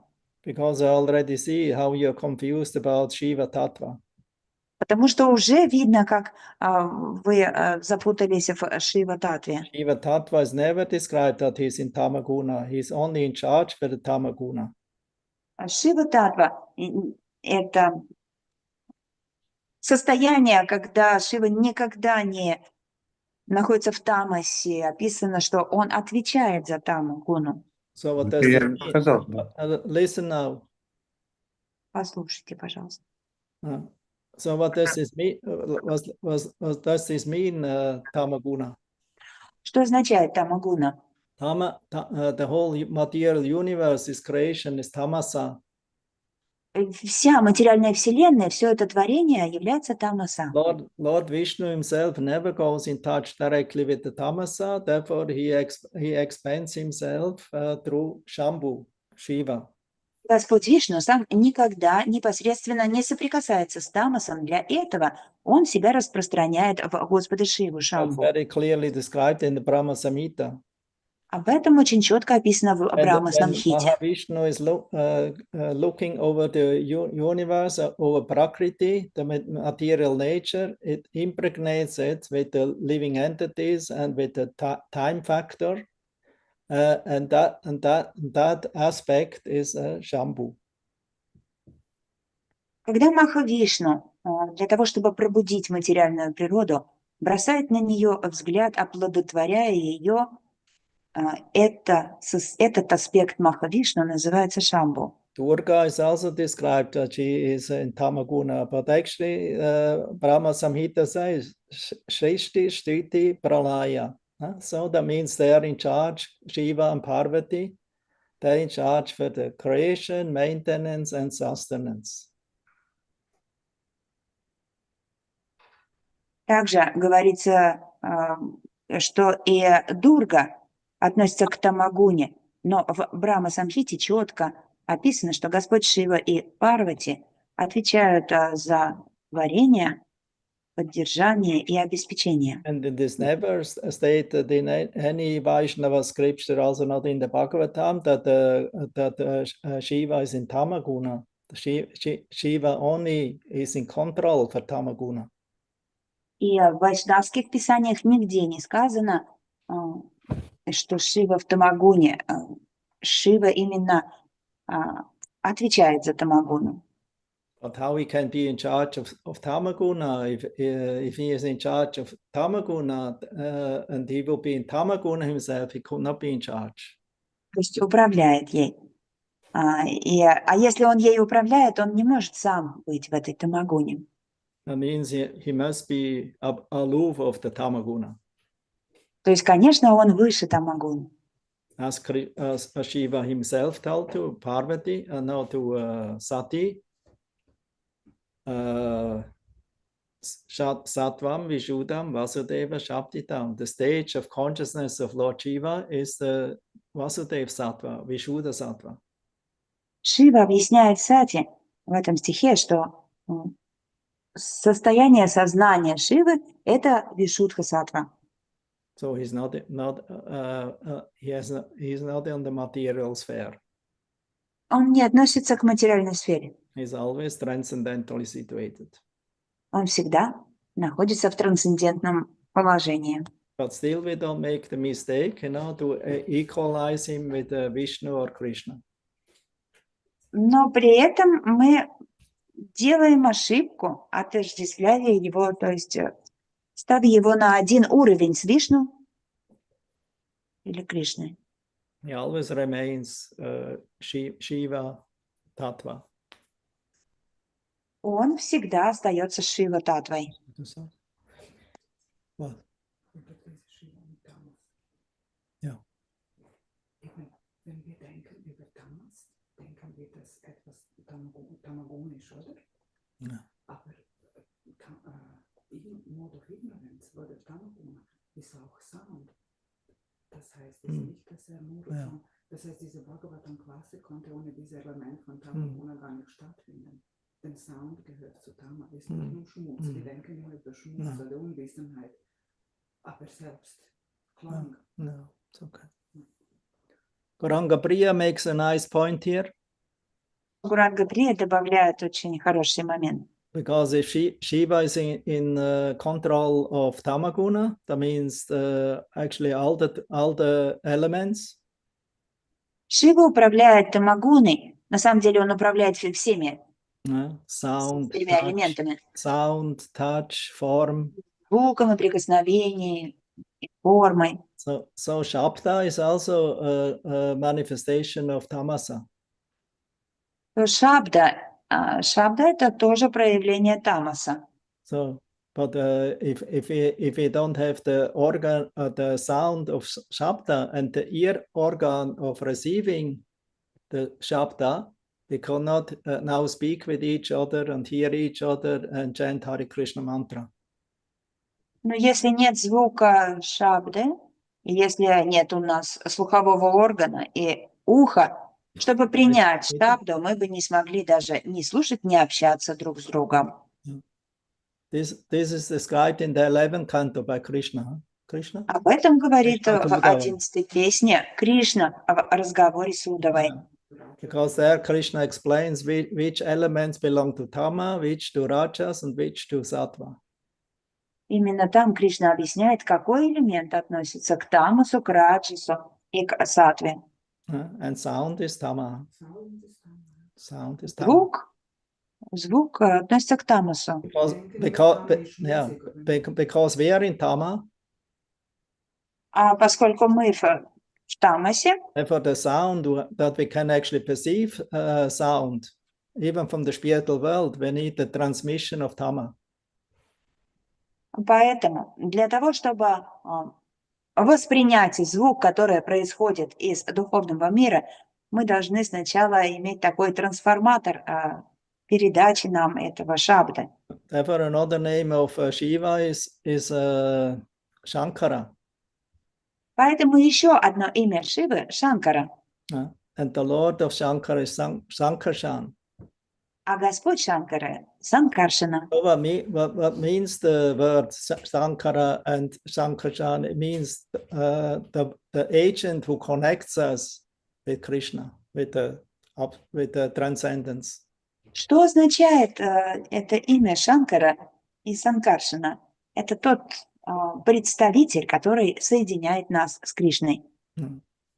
So therefore, Shiva is also the greatest Vaishnava. Так что Шива является великим вайшнавом. Because he connects, he's very eager to connect all the conditioned souls with the transcendence. Поскольку он сильно стремится связать все обусловленные души с трансцендентным. Either with Brahman, Paramatma or Bhagavan. Либо с Браманом, либо с Параматмой, либо с Бхагаваном. So these three aspects form the absolute truth. Эти три аспекта формируют абсолютную истину. So we cannot speak about Bhagavan without including Paramatma and Brahman. And we cannot speak about Brahman without including Paramatma and Bhagavan. Нельзя говорить отдельно о Бхагаване без Параматмы и Брамана. И, соответственно, нельзя говорить о Брамане без Бхагавана и Параматмы. Я просто хотел одну вещь понять. То есть Шива, ну, это я понимаю, что Шива, он как бы управляет просто. Вот Калагни, да, то есть под именем Калагни, кто он? Воплощение Тамаса. Okay, I would like to understand, yes, I understand that Shiva manages over Tamaguna, but who is this He's Kalagni? also a great yogi, you know. So he's a transcendentalist. Therefore, all yogis worship him. And he was asking, who is this Kalagni, actually? Да, он не только управляет, но он еще и великий йоги. I know there are 11 Rudras and 11 Rudras and 11 Rudradinis. Я на самом деле не знаю, кто это Калагни. Я знаю, что есть 11 Рудр и 11 Рудрани. But they're anyway not active now. Но они сейчас в любом случае уже не работают. Brahma told them he should be now Shanti and Tira, meditate. Они не проявляют свой гнев, потому что тогда Брахма им сказал, вы сейчас должны успокоиться и убрать свой гнев. That means now they're all great yogis, 11 yogis, Сейчас and their wife. They're not for the destruction. Destruction comes in the end of the universe. они 11 великих йоги, они вместе со своими рудрани. Они не отвечают сейчас за разрушение. Разрушение наступает в конце Вселенной. And they act in different ways by the Rudra principle that's also described in the Bhagavatam, by earthquakes, by storms, by in the mind, agitated mind, in the senses. The Rudra principle or anger is manifested in so many different ways. Но они могут выступать, то есть их действия, их влияние проявляется в других формах, как, например, землетрясения, штормы, беспокойство в уме, гнев. Все это принципы Рудра, как они работают. Окей, thank you. Yeah. Вот это я хотел его знать. Thank you, Guru Maharaj. This I wanted to know. Okay, keep going to read Bhagavatam. Продолжай читать Бхагаватам. Читаю, изучаю. Yes, I continue and study. Yeah, both. Thank you. Да, это другое. Both and study both, or what? Both, you mean Bhagavatam and the first book? Yeah. Ты имеешь в виду, продолжаешь изучать оба, да, и Брахма Вайварта Пурану, и Бхагаватам, да? Нет, я изучаю Бхагаватам, но Брахма Вайварта Пурану я просто немножко почитываю, чтобы понять предыстории, допустим, там Нарады Муни, предыстории других там вот всех. Not so much important. Так, хорошо говорит, это не так важно. Not important about what they were in previously. Не так важно знать, кем они были раньше. Therefore, from these kind of stories later on, everyone wants to know who is my guru and who is that Vaishnava previously, and this way all kinds of opinions appeared. Из-за таких предысторий всегда хочется узнать, кто был мой гуру в прошлой жизни, и из-за этого еще возникают другие истории. Нет, я так далеко не захожу. Нет. I didn't go so far. Yeah, it will come. It's the next step. Но это следующий шаг, куда ты зайдешь. Because we have a very powerful instrument here. It's called speculation. Потому что у нас такой мощный инструмент внутри, спекуляция. Yeah. And everyone is more or less very good in it. И мы все более-менее в этом успешны. Я держу 2 тапка рядом. But I take two shoes next to me to beat it. What he has to? 2 pieces of shoes, 2 pair of shoes. Shoes. 1 pair of shoes to beat the mine. Oh. Better not, otherwise you kill yourself. Ну уж лучше не держать, а то убьешь себя. Your big nose will become flat, then it will be a very, very big mistake. Твой большой нос станет плоским, это будет такое недоразумение большое. Спасибо за хорошее. And I see you're getting older now, so the nose became a little bigger because the nose and ears grow with the age. Длинный нос. А сейчас, поскольку старше мы становимся, вижу, что нос и уши еще больше, потому что они растут с возрастом. Putting my nose in everything. И вот этот длинный нос засовываешь везде. Не везде, нет. Не везде. Sorry? Not in everything. Not in everything. So it's guided by your good intelligence. Ну, то есть ты контролируешь своим четким разумом. Нет, это мантра Хари Кришна и садхана бхакти. No, it's not my intelligence, it's mantra Hare Krishna and sadhana bhakti. Very good. Okay, stick to that.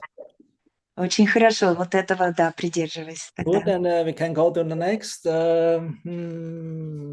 Хорошо, тогда следующий It's more вопрос. easy. Vanamali or Krishna Smarana? I think Vanamali. Что-нибудь попроще давайте. Ванамали или Кришна Сваранам. Давайте Ванамали. Hare Krishna, Guru Maharaj, it's not Vanamali, it's a shadow of Vanamali. Oh.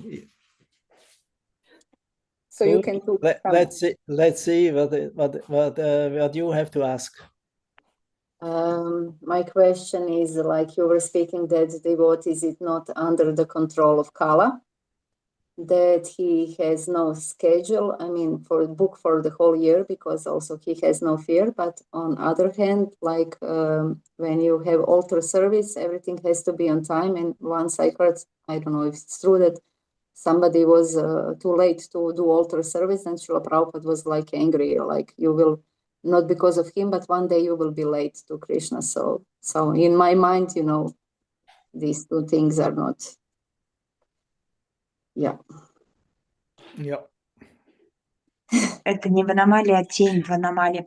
А вы сказали, что преданные не находятся под влиянием Майи, а у непреданных все расписано, они никуда не успевают. И все же такой вопрос. Шрила Прабхупаде однажды преданный опоздал со служением, и Шрила Прабхупада был недоволен и сказал: ты однажды опоздаешь к Кришне. Как это понять? You're a teacher, if the disciple or pupil is prepared for the tests, he doesn't have to be afraid. Ну, ты знаешь, ты же учитель, ты знаешь, что если ученик готовится к экзамену, ему не нужно бояться. No. But if the disciple is a rascal or if negligent of study and to prepare, then of course he is afraid. Oh, what kind of grade I will get? Will I succeed? Maybe the teacher will be merciful or not. Если же ученик нечестно учится, пропускает уроки, обманывает, он будет бояться. То есть будет ли учитель ко мне добр? Пройду ли я экзамен? Беспокоиться. And maybe she forgets me and I can still remain as the lazy one. Или, может быть, меня не заметят, и я так и останусь таким ленивцем. So laziness is our problem. На самом деле вся проблема в нашей лени. Because if your laziness, Narad Muni says, we can overcome by firm determination. А как можно преодолеть лень? Нарада Муни говорит, что это делается с помощью сильной решимости. Tiredness you can overcome by rising up. Так же, как и усталость можно побороть ранним подъемом. So that means if you are really fixed in devotion, you don't have to be afraid. And of course, there's always, how we say, our weaknesses and our shortcomings and our own nature, where we are sometimes not so much determined, not so much fixed up, and not prepared. And then we have to be in anxiety, of course. Так что если ты стабилен в преданном служении, тебе и нечего бояться, если ты продолжаешь служение. Но если преобладают слабости, и ты пренебрегаешь служением, тогда, конечно, будет страх и беспокойство. But this kind of fear is not so much the fear like the materialists have.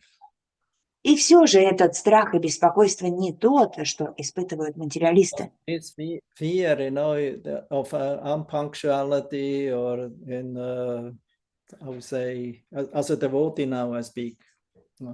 Then Страх не успеть. it will help you to get yourself more together. На самом деле это дисциплинированность и стремление успевать все вовремя, боязнь опоздать, это поможет вам, как преданному, больше быть собранным. So now we have to start to think when actually fear starts to work, to have an influence on us, our consciousness. Здесь может возникнуть вопрос, где же начинается страх, где он влияет на наше сознание. Govardhan, what you would say? Гавардхан, что скажешь? Когда начинается этот страх? Thank you, Guru Maharaj. Please accept my humble obeisances. The fear starts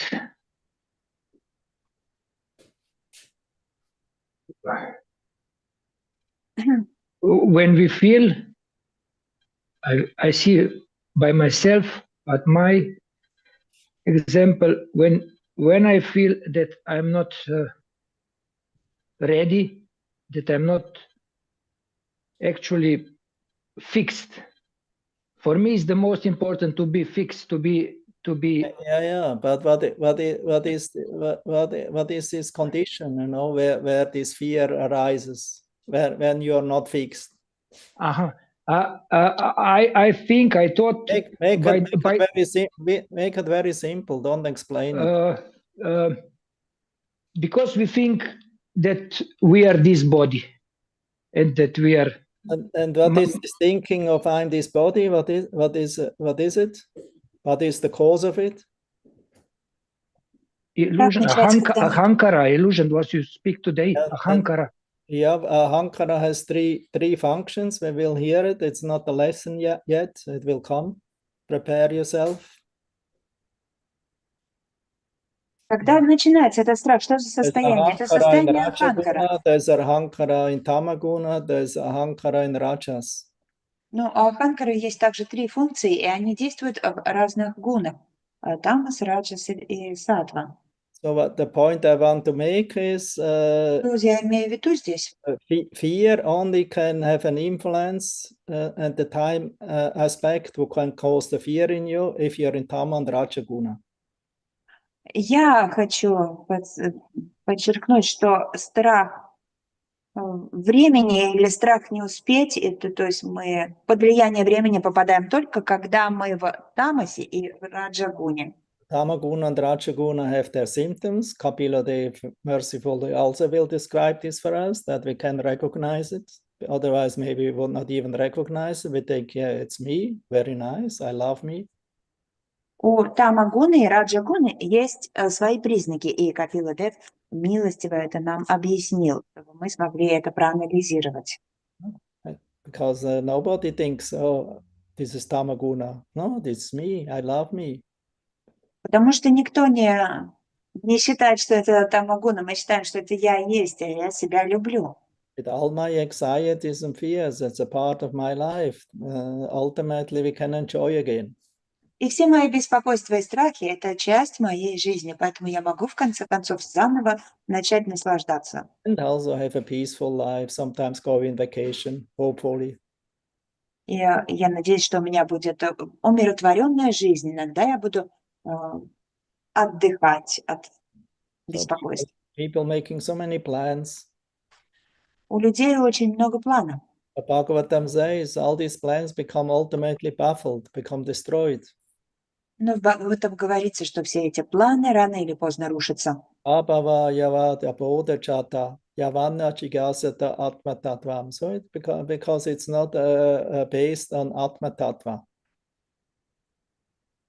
Если эти планы не основаны на So all those plans who are not fixed on atma tattva, on the realization of the soul and the super soul, will become baffled or destroyed.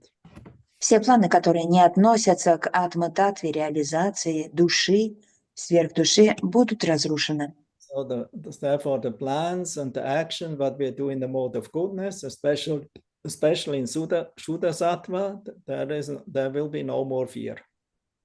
И наоборот, если наши планы направлены на атма-татву, и особенно если они в саттве и шудха-саттве, у нас не будет никакого страха. People nowadays say many times, "Oh, I'm waken up. I woke up. Люди говорят о себе: я пробужденный. I now understand what is going on in this world." Или я проснулся, я понимаю, что происходит в этом мире. But Bhagavatam says, "No, you're still asleep."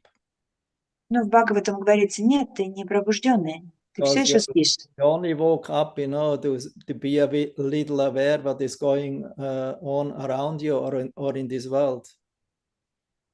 Ты немного проснулся, чтобы понять, что происходит в этом мире.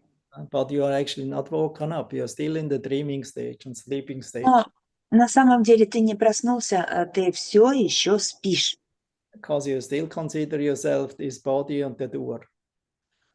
Потому что считаешь себя телом и действующим лицом. We think and consider ourselves, I'm this body and I'm the doer, and I'm also this mind and intellect. I'm very intelligent. Therefore, we are driven by the aspect of the time, and therefore we are many times or often facing anxieties or fears. До тех пор, пока мы считаем себя действующим лицом и строящим свои планы, мы будем находиться под влиянием аспекта времени, и нами будет овладевать страх. And Bhagavatam gives us theory, but not only theory, it also gives us vigyan, that means realization of the great personalities. Бхагаватам дает нам теорию, но не просто теорию, а подкрепленную вигьяной, то есть реализациями великих личностей. But we can also accept this gyan and then by practice turn it into vigyan, realization. Мы также можем и своей вигьяной это подкрепить, если данную нам гьяну превратим в практику. But if you remain lazy and negligent, that's a mode of tamaguna, then of course you are always in anxiety. Если же мы будем продолжать оставаться бездеятельными, ленивыми, то мы будем находиться в тамагуне, и тогда нами овладеет страх и беспокойство. Or sometimes maybe Puchari is a little late, or maybe a devotee thinks, oh, I'm late for the Arctic. Иногда пуджари могут опоздать на арате. Or I'm late for my seva. Или опоздать на севу. Or I'm negligent and with my japa or with my reading. В таком случае преданный понимает, что он пренебрежительно относится к джапе, к чтению. It may happen sometimes because we are in the conditioned stage. Да, иногда это происходит, поскольку мы в обусловленном состоянии. But by practice and by steadily endeavor, following the instruction of Guru, Sadhu, Shastra, then we can become more steady and determined on this path. Однако, благодаря продолжению практики, следованию наставлениям гуру, мы будем становиться все более стабильными на этом пути. Then you are not so easily becoming influenced by fear and anxieties. В таком случае вы уже не будете так легко попадать под влияние страхов и беспокойств. For a devotee, this is only favorable. Even the time aspect or fear is favorable because it reminds him, oh, I have to get myself together and to surrender more so that I can overcome it and become more attached and surrender to Krishna.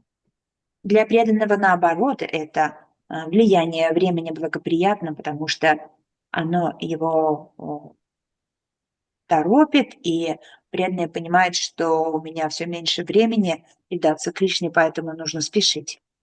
So this we have to train every day, all the time, until the end. Of course, with the time, if you do it in practice, then it becomes more easy. If you neglect it, then it always becomes more difficult. Так что за своей дисциплиной нужно постоянно следить, все успевать, и по мере тренировки это станет легче. Но если этим пренебрегать, то со временем станет еще тяжелее. If you neglect chanting Hare Krishna mantra and postpone it and always think other things are more important, then of course becomes more and more difficult to concentrate nicely. Если откладывать повторение Харе Кришна мантры или выбирать что-то другое, более важное, не считать ее главным, тогда это будет сложно со временем. Same is with reading. То же самое и с чтением книг. If you neglect it for a long time, then it's very difficult to start. Если вы очень долго не читали книги, пренебрегали этим, то очень сложно начать заново. But with the support, with good help and inspiration from somebody else, and also with your cooperation, everything will improve.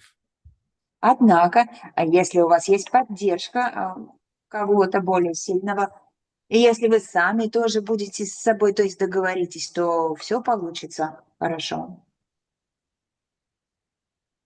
But if you are knucklehead,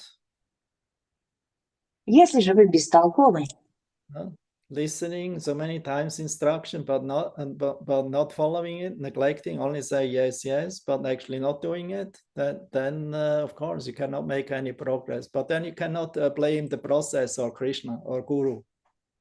бестолковый, слушав это наставление много раз, но все равно продолжаете делать по-своему, тогда уже не будет эффекта, несмотря на наставление гуру. Help is always there. Потому что помощь у нас всегда есть. But we always foolishly don't want to accept. Но мы всегда такие глупые, не хотим ее принимать. So we become like a stubborn child.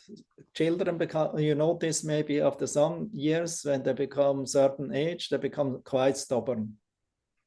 Мы как упрямые дети, вы знаете, как дети в определенном возрасте становятся очень упрямыми. They're not following anymore what the mama and papa are telling. Они больше не следуют тому, что говорят родители. Even in the school, they don't follow anymore. И не слушаются даже в школе. It's actually a very dangerous age. На самом деле сейчас очень опасный век. Somehow or other, we all had to go through it. Но нам, каждому из нас, точнее, это очень опасный возраст, но через этот возраст проходят все. Get our knocks and lessons. Потому что мы все должны получить уроки. And maybe we can learn in this way to become a little humble or a little inquisitive, how to make advancement and choose the proper path. Может быть, только так мы сможем быть более смиренными и более заинтересованы в том, как найти правильный путь. So therefore, even failures in this in devotional service is actually not a loss; it's not a mistake. Так что на самом деле даже неудачи в преданном служении – это никакие не потери и не ошибки. As long you're on the path of I would say life process, then you can then the lesson will help you to become more serious. До тех пор, пока вы находитесь в этом процессе, то есть являетесь частью процесса, вы сможете быть более серьезными. Become more concentrated, more surrendered to Krishna and pray to Krishna. for help, for intelligence, energy. That's what we should do if we chant, when we read, when we speak, give a lecture, when we distribute books.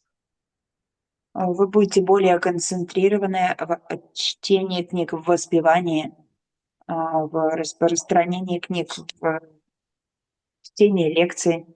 Or any service. И вообще в любом служении. Even the simple service, we should try to become surrendered and instrumental in the hands of Krishna. Даже в самом простом служении мы должны стремиться стать инструментом в руках Кришны, предавшись. Also as cooks. Даже если, то есть, если мы также готовим, например.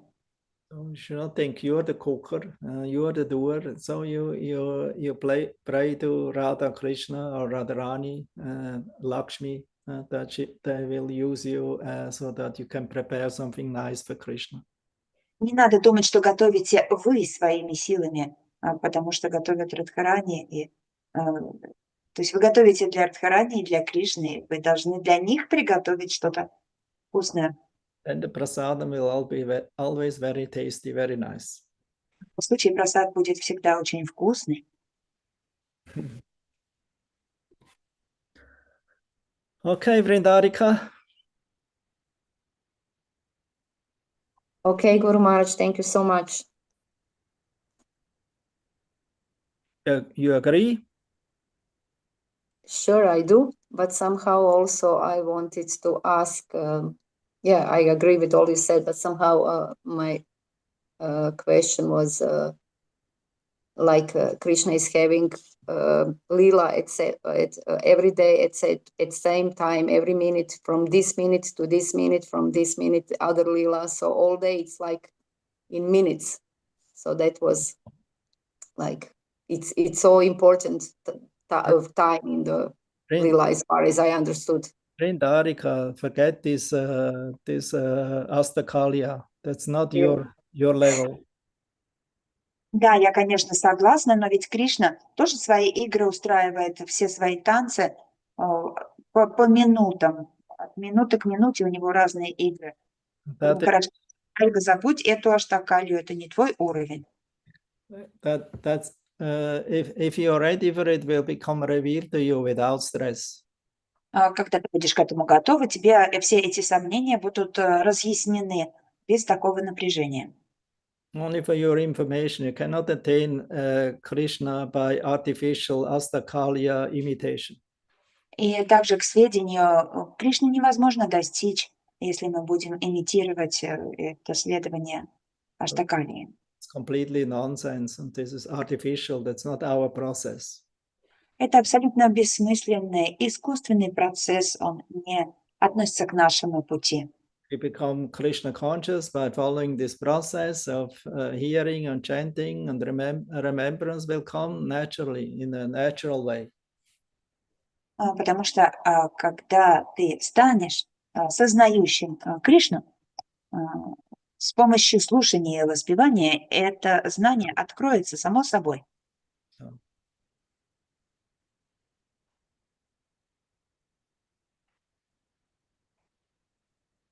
Tike? Vrindarika? Tike, Guru Maharaj, tike. Okay. Forget this nonsense. Да, тогда эту бессмыслицу сейчас забудь.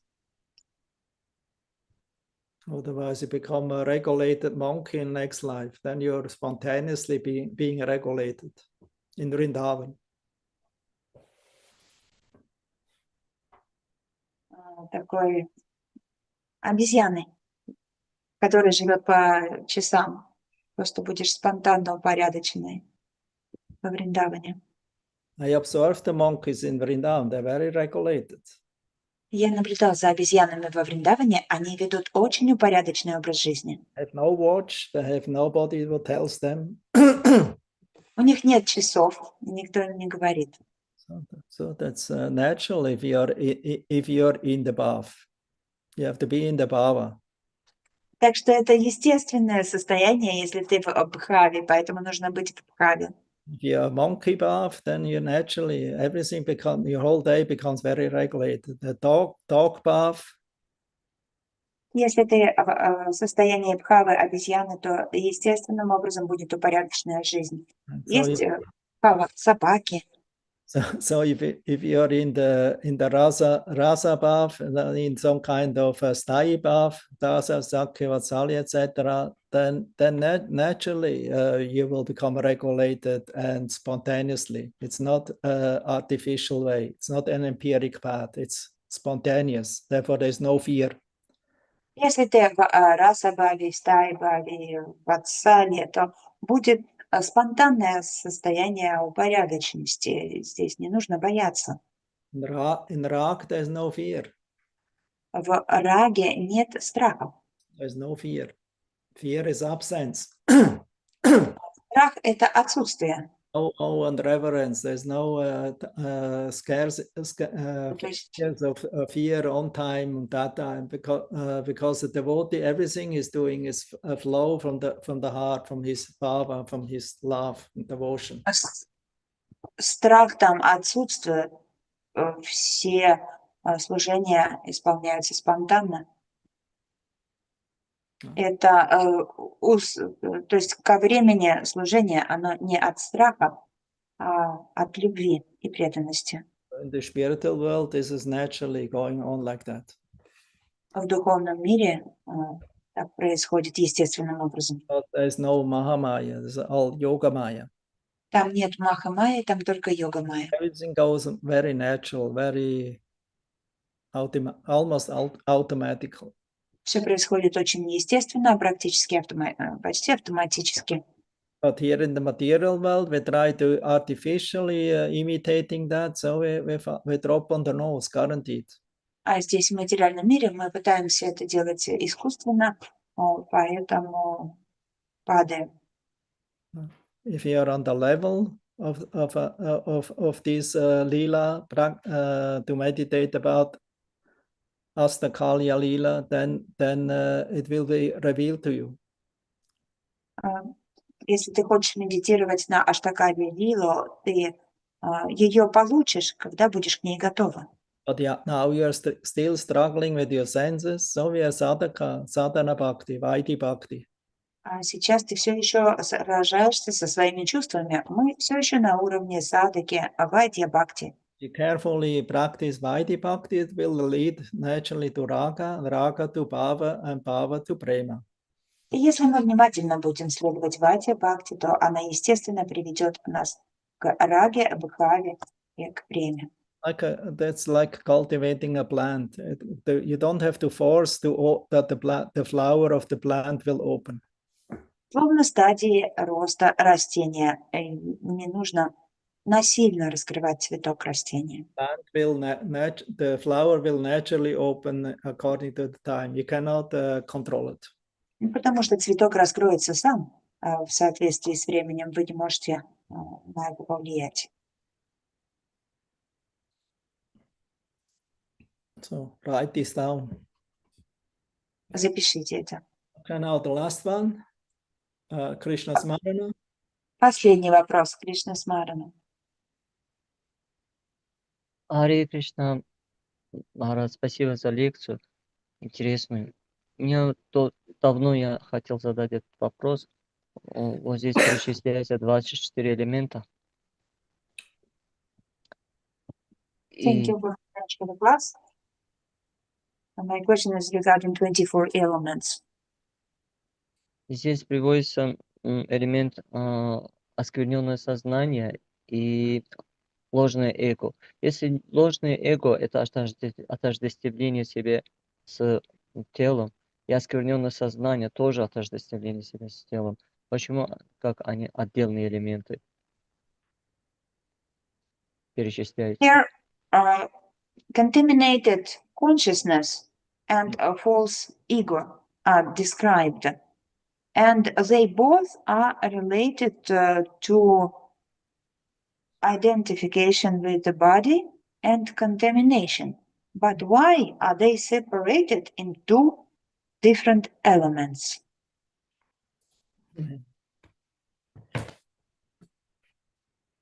This is not so easily to understand because it's so subtle. Это не так легко понять, потому что они невидимы. Actually, they're not elements. It's a stage of consciousness. И это не элементы, это состояние сознания. So sometimes we call it mind, sometimes we call it intelligence, sometimes it's called Cheta, the consciousness, sometimes it's called what we have, the fourth one, mind, intelligence, false ego or ego. То есть это разные состояния сознания. Мы можем называть их ум, разум, оскверненное сознание и также ложное эго. These four, they constitute the subtle body. Это 4 элемента, которые образуют наше тонкое тело антаркарана. It's not different chambers, or different elements in it. И это не так, что это отдельные элементы и отдельные камеры в нем. Because it's on the subtle platform. Потому что это на тонкой платформе. Material nature appears from the most subtle platform, not from the cross. Материальная природа берет начало на самом непроявленном уровне, на самом тонком уровне, а не на грубом. Like in your activities, you can observe if you plan something or how say try to realize that plan, it always starts with an ID. Так же как деятельность, которая проявляется вовне, она всегда сначала начинается с идеи. And then you connect this ID with an architect. Затем мы эту идею воплощаем с помощью архитектора. You consult with an architect. The architect is like the intelligence. Архитектор – это наш разум. Who makes a whole plan, how to fulfill your ID. Который составляет вам целую схему, как воплотить свой план. And the mind function is, then you start to feel, you identify yourself so much with this project by feeling about it, by thinking about it. Функция ума – это когда вы начинаете чувствовать что-то по отношению к этому проекту. So all these subtle elements, they're how we say, helping each other. Все эти тонкие элементы взаимодополняют друг друга. Different functions from the subtle level, beginning with the Cheta. Cheta is the most subtle. Выполняют разные функции на тонком уровне. И самое тонкое состояние принадлежит Чета. Beginning of our polluted consciousness, but we have no clear understanding what it means. We only have an idea.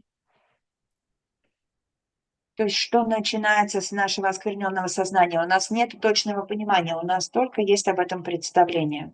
And the Cheta is described as the subconsciousness. Чета описывается как дополнительное внутреннее сознание. Psychology, now we have external consciousness and subconsciousness. Есть, как в психологии, внешнее сознание, а есть бессознательное. So the subconsciousness is not under your control. Или подсознательное. Это то, что не под вашим контролем. But it's there. Но оно все равно есть. And it brings up certain in the dream or even in the daytime, certain remembrance about something, but we are amazed from where this is coming from. И оно возникает иногда либо во сне, либо просто в мыслях, иногда даже днем, что мы удивляемся, откуда это у нас.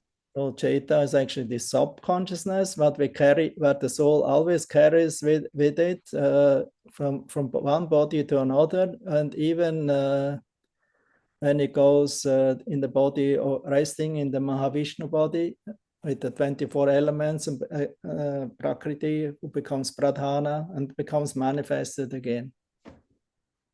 Чета – это наша от сознательное, то, что мы несем с собой в тонком теле из жизни в жизнь, и даже оно отправляется с нами, когда мы спим в теле Махавишну. That means everything starts with the Cheta. Означает, что все начинается с чета. Cheta has two stages, the pure stage, Shuddha Sattva or Vasudeva Sattva, and the impure stage. У чета есть две стадии: Шуда саттва или Васудева саттва, и также нечистое состояние. Actually, before even coming in contact with Prakriti or with all these different subtle and cross functions, the Cheta is there. Чета присутствует с нами даже до того, как мы еще соприкоснулись с Пракрити.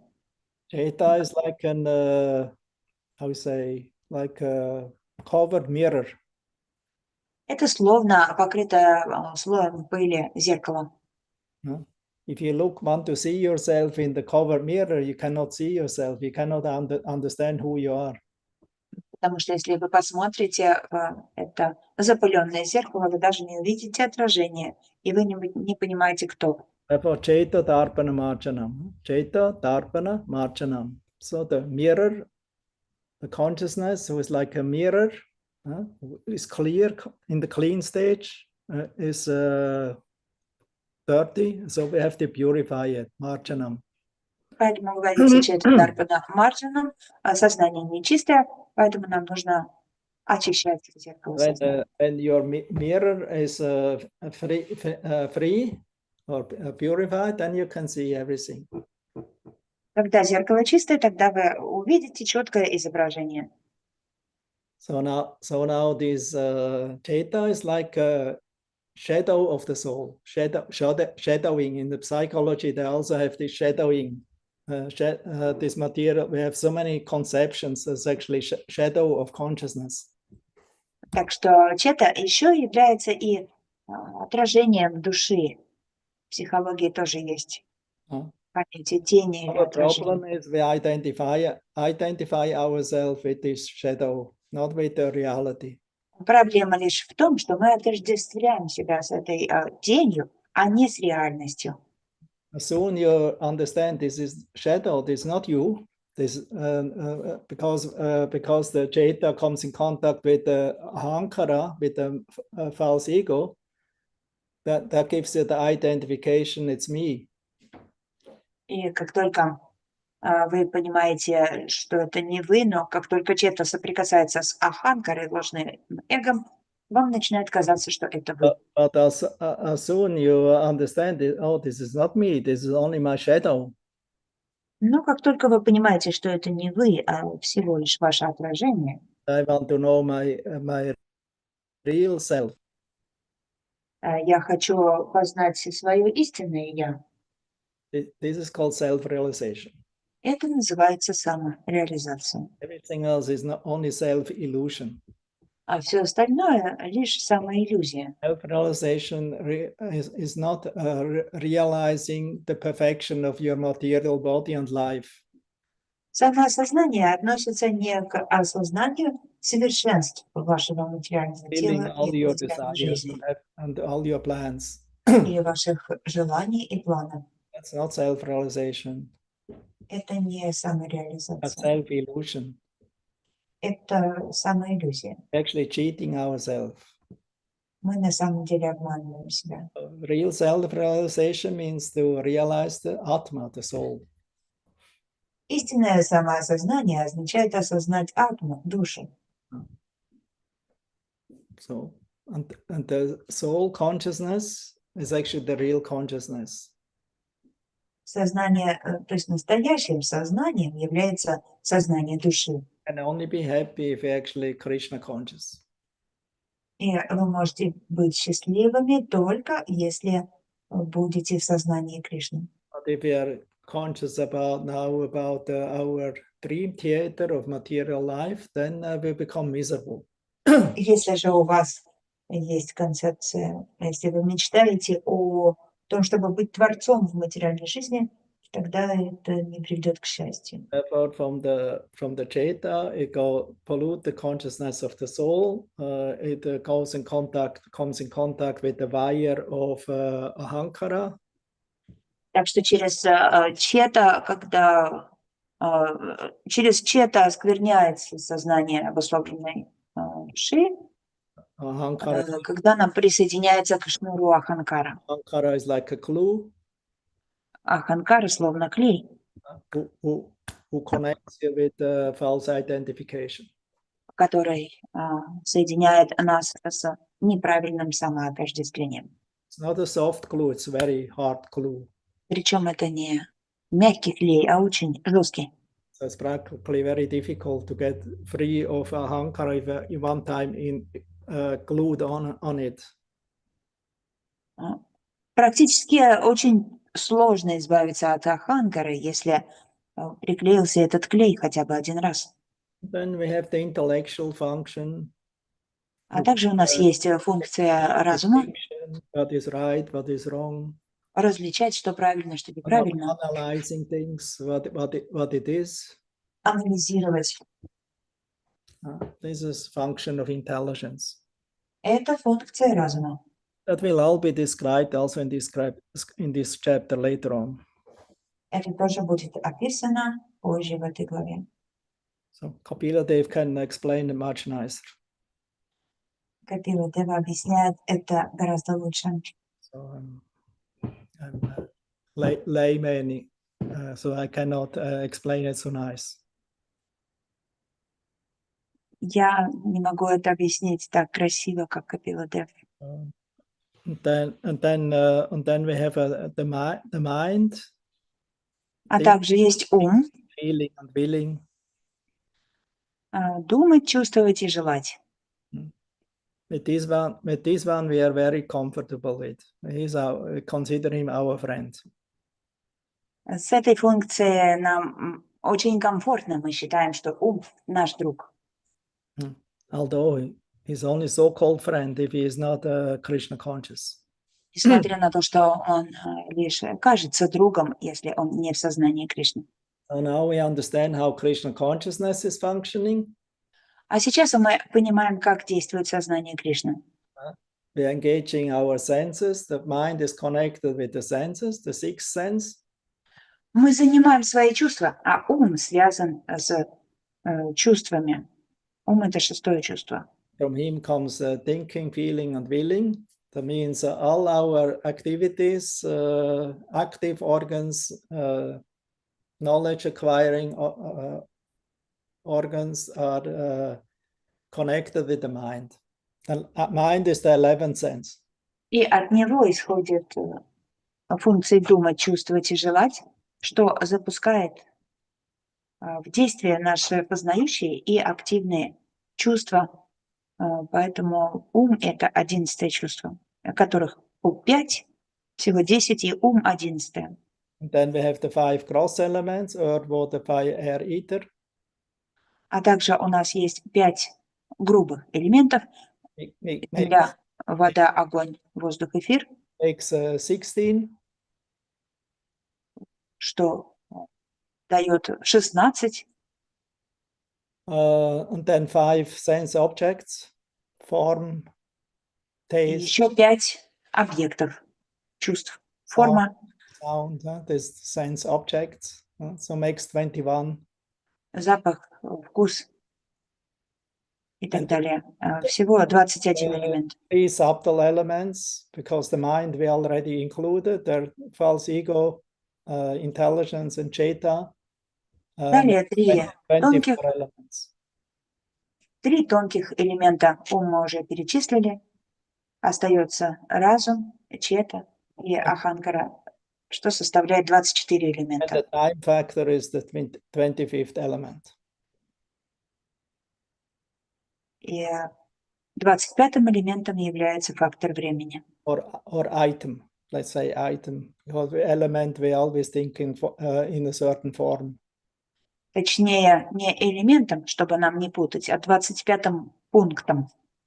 And then besides the time, we have the super soul within the heart. The time is considered the external representative of the super soul, and internally super soul, Purusha,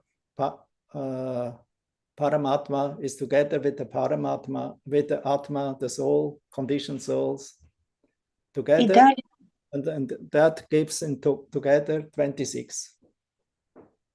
Далее идет сверхдуша, которая находится за пределами времени, то есть параматма всего, а в итоге получается 26 элементов, компонентов. So that means because the senses are connected with the mind. Поскольку чувства связаны с умом, the senses, they're all blind. We cannot see without the mind. сами чувства по себе слепы. Мы не можем видеть без помощи ума.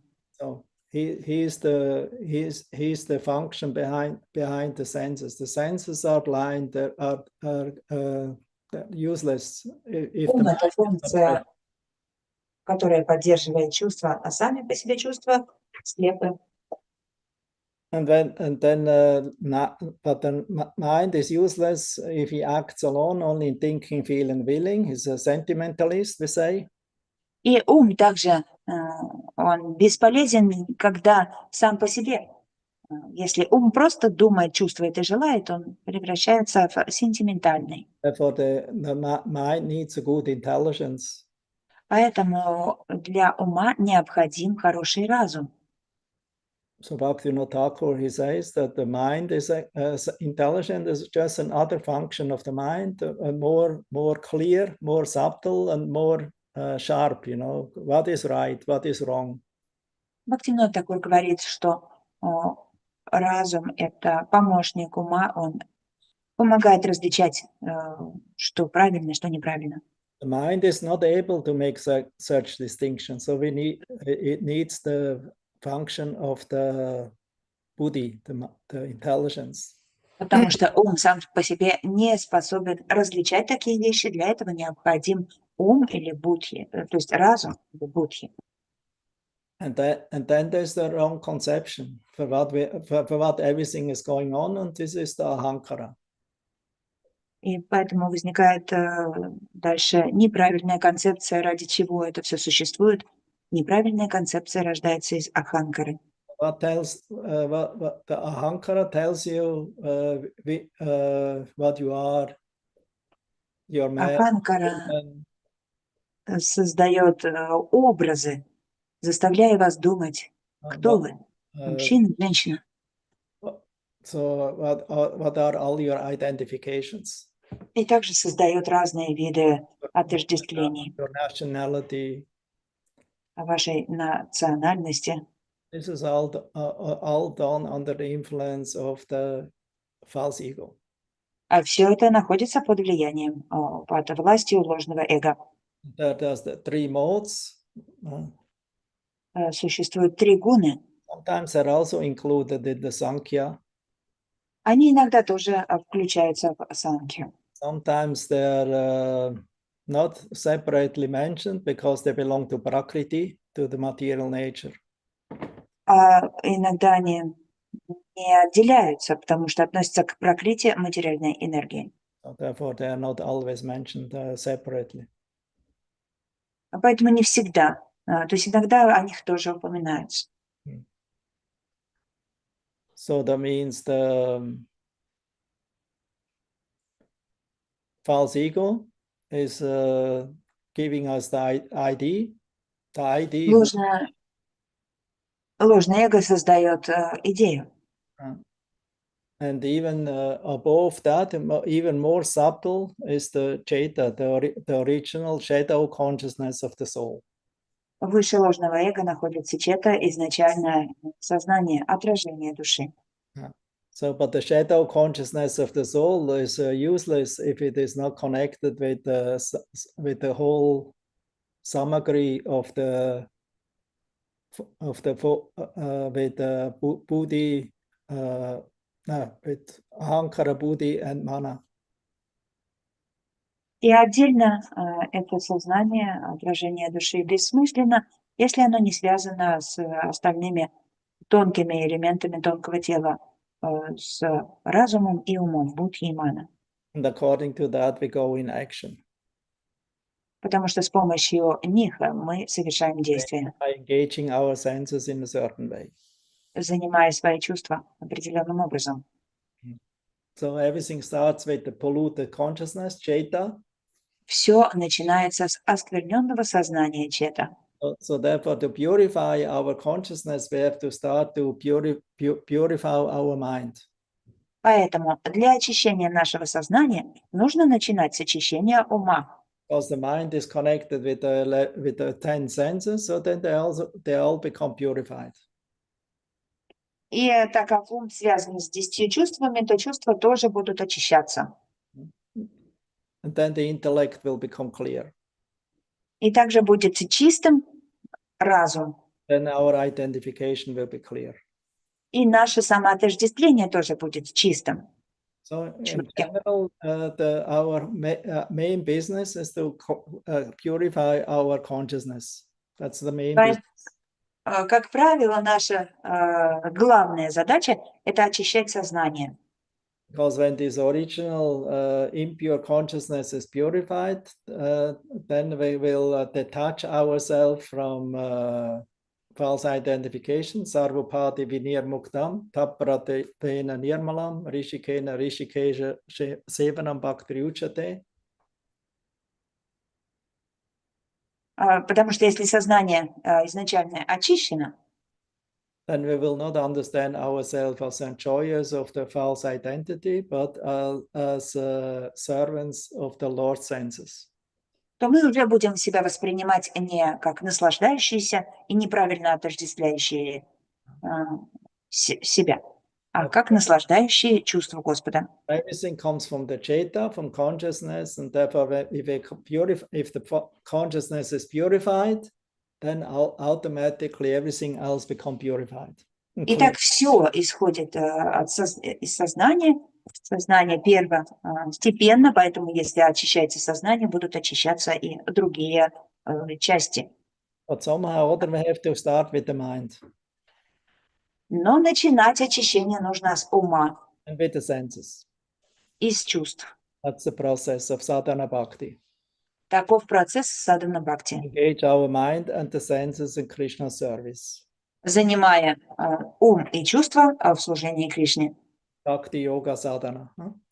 В бхакти-йога садхане. This way we regulate our obstinate, crazy mind and the senses.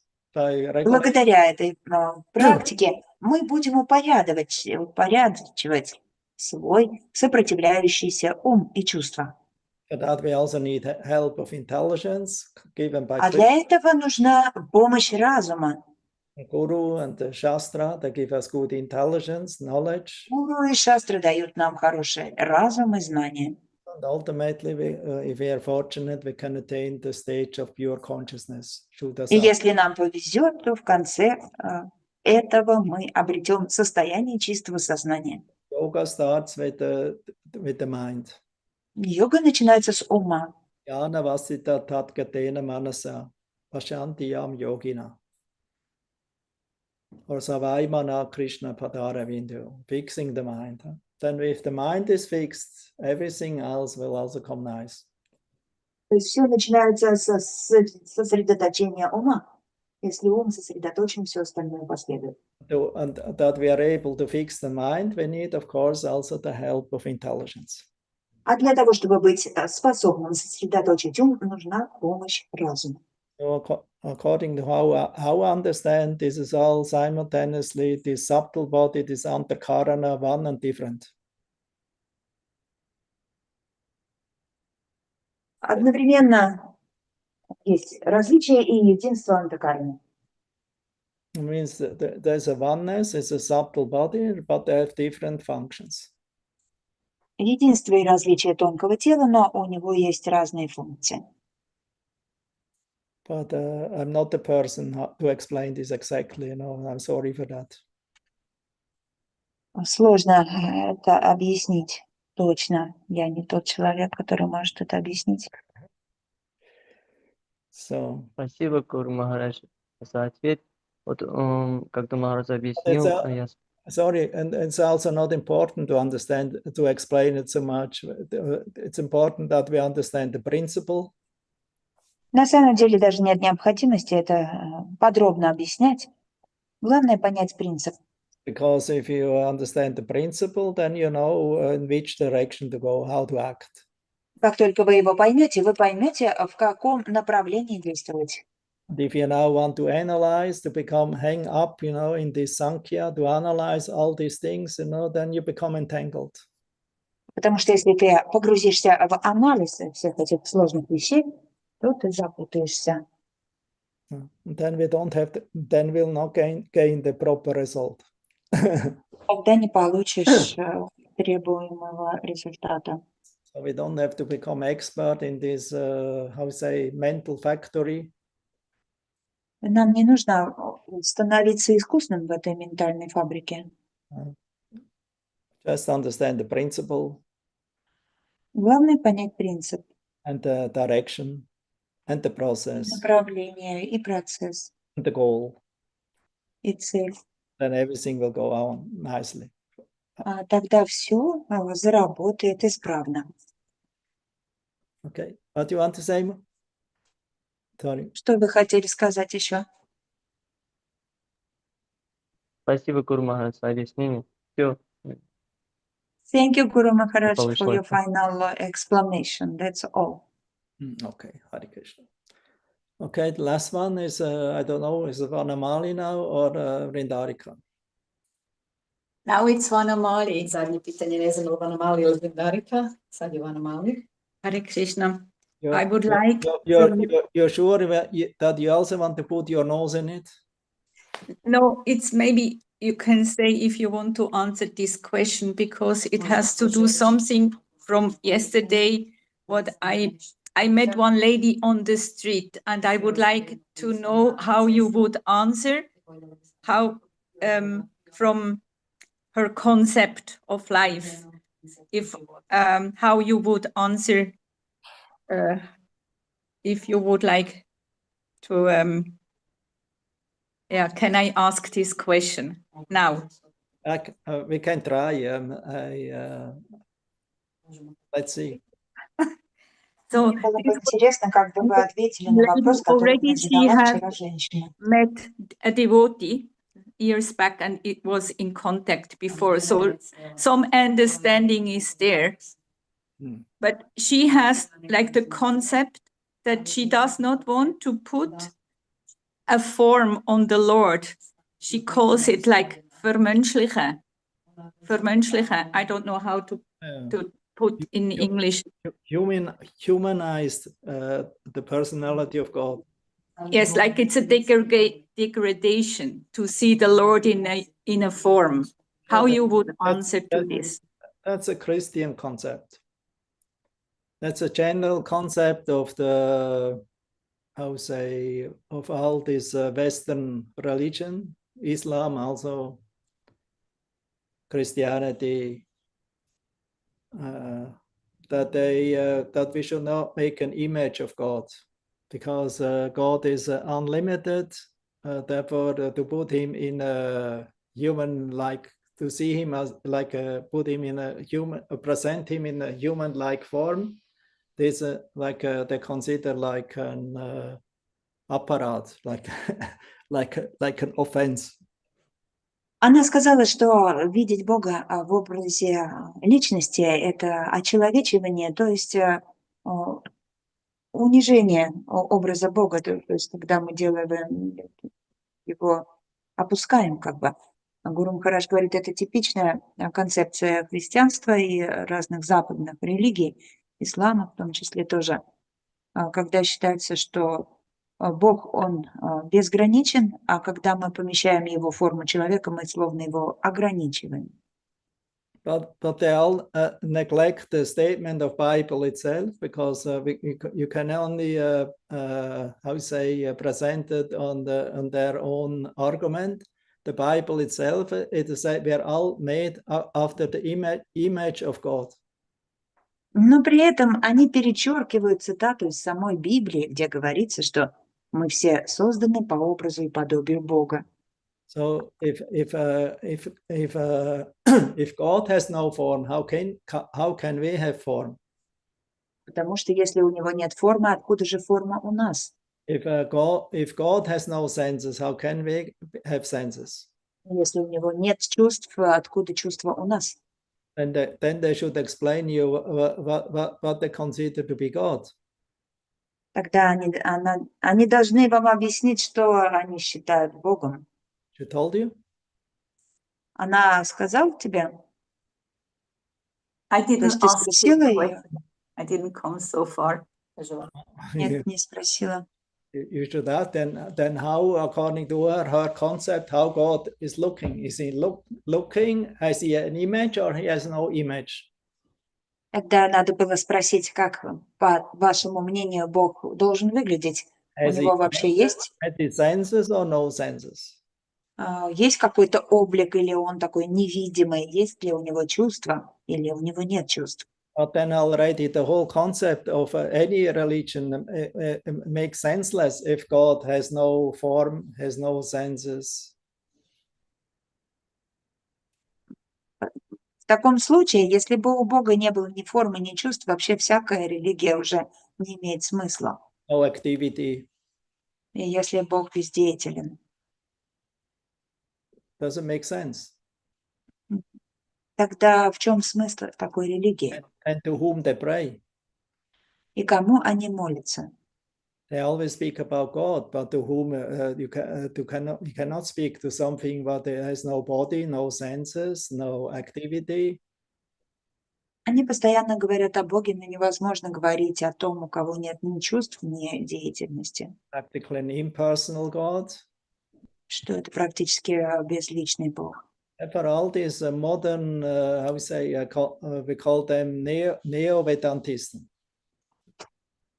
Это называется неоведантисты, современные Completely confused.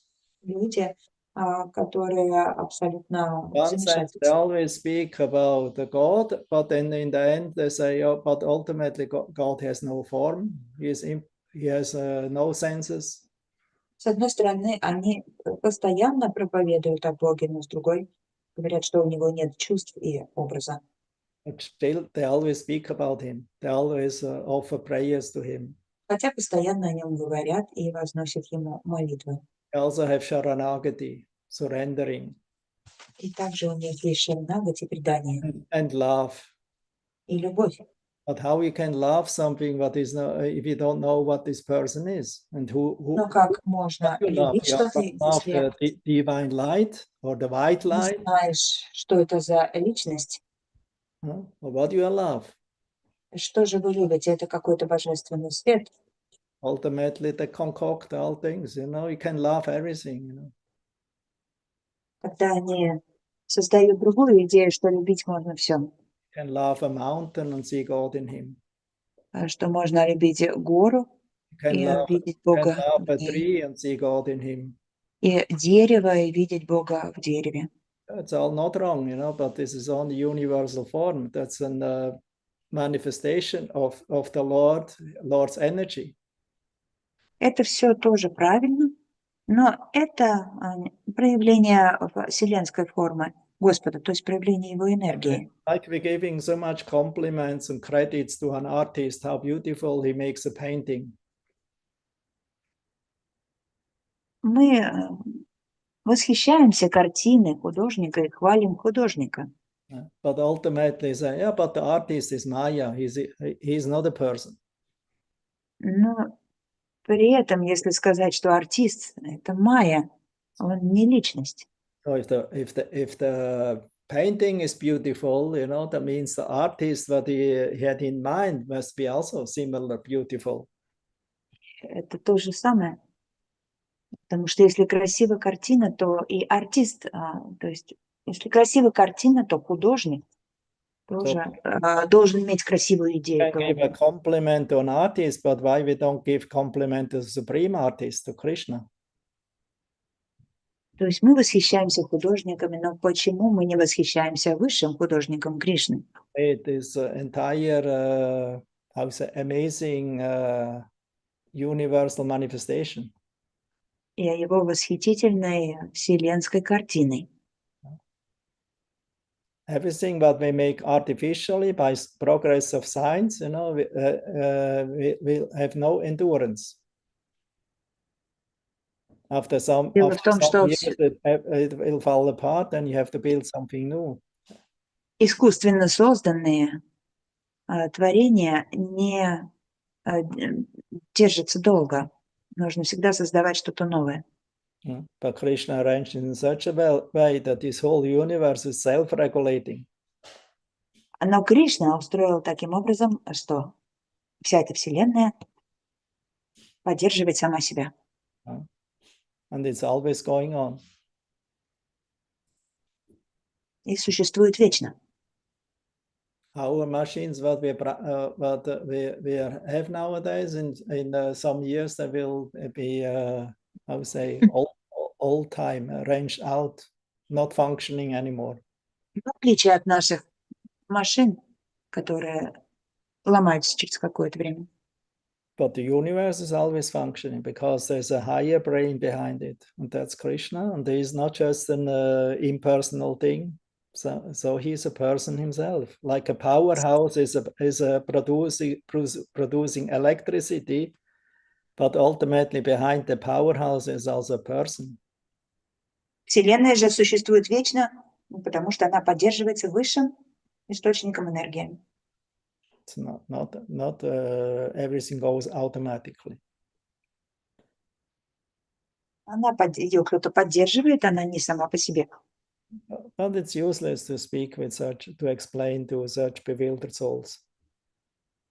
Ну, на самом деле, с такими людьми бесполезно говорить, спорить. They don't even want to understand.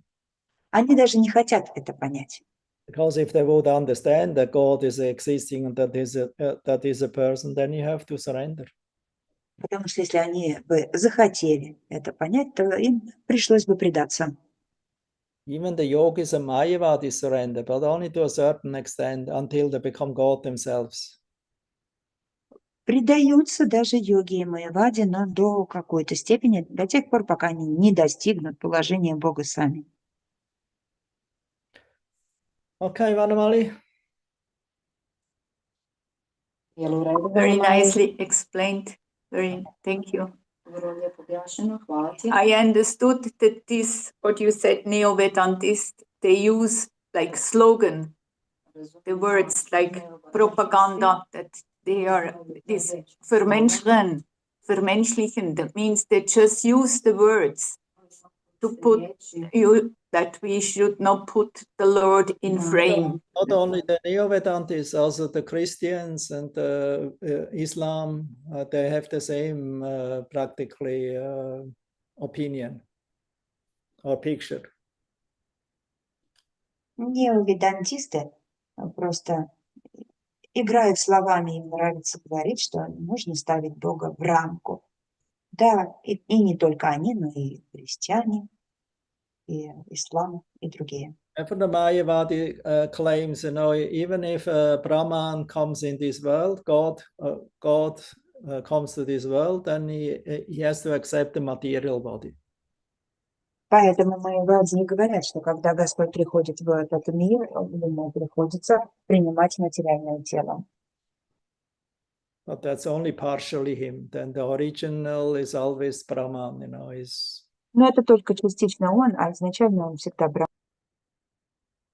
We cannot define it. We cannot see how great it. Therefore, it's described just as great. Brahma means great, the greatest. Мы не можем понять, насколько он велик, поэтому мы просто говорим, что он велик. Yeah. Okay, then we can stop here, huh? I guess. Здесь закончим, да?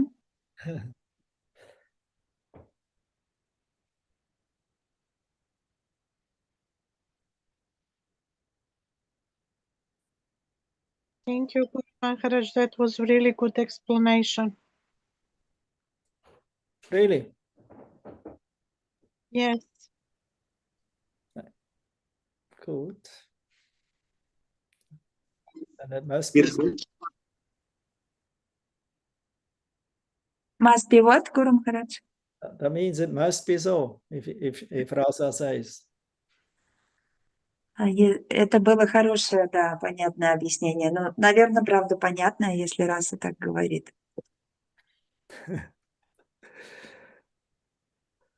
I'm sure everyone will agree with me, Guru Maharaj. Of course, they will. Надеюсь, что все со мной тоже согласятся. I agree. Yeah, of course. You have to, otherwise, how the teacher will look at you. Ну да, нужно соглашаться, иначе как учитель будет на тебя смотреть. Better you agree. Лучше соглашаться. I like the idea that we first have to purify the mind, but the main idea we have to purify the consciousness. Yeah, we cannot start with the consciousness. You know, we have to start with something what is most near to our senses, and that's the mind. Что мы должны сначала очищать ум, но в целом мы должны очищать сознание. Гуру Махарадж говорит, что да, вы не можете начать с очищения сознания, потому что начать надо с того, что нам ближе всего, то есть с ума. So because the mind is the 11th sense, so they're all connected with the mind. Because if they're not connected with the mind, it's for their interest. They cannot function. И ум связан непосредственно еще с 10 чувствами, поэтому он их подтягивает за собой автоматически. И потому что если бы они не были связаны с умом, они бы не смогли функционировать. Therefore, actually, we all see through the filter of the mind. Поэтому мы все рассматриваем через фильтр ума. Because whatever the mind desires and concocts in his factory, that the senses will follow. Потому что все, что создает ум на этой фабрике, далее продолжается чувствами. But now the thing is, you know, the mind is not alone. Но дело в том, что ум не один. So there's the intelligence and the false ego and the cheta behind it. Есть и разум, и ложное эго, и чета. But then when the ahankara and the intelligence and cheta realize that the mind is seriously becoming instrumental in the service of Krishna with the senses together, they also will become purified and will go in one line. It becomes harmony. И когда Аханкара, разум и все остальные понимают, что нужно быть серьезным, то они все следуют за умом и становятся в гармонии. Therefore, in the pradhana stage, that means in the unmanifested stage, or even in the mahat, as long as it's not agitated by the three gunas and the kala, the time, it is peaceful there. There's harmony. Поэтому в состоянии прадханы, когда нет влияния гуны, он находится в гармонии. Only becomes agitated by the gunas. Он входит в беспокойство только из-за влияния гун. So as soon as the gunas, release their energy and their superpower into this mahat cloud. Как только выстреливают гуны в это облако махат, then everything starts to go in motion. Все начинает беспокоиться, тревожиться. Yeah. Therefore, the film starts there, the movie. Оттуда начинается кино.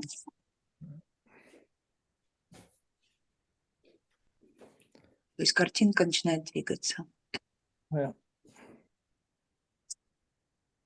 Yeah, Madhur, you want to say something else?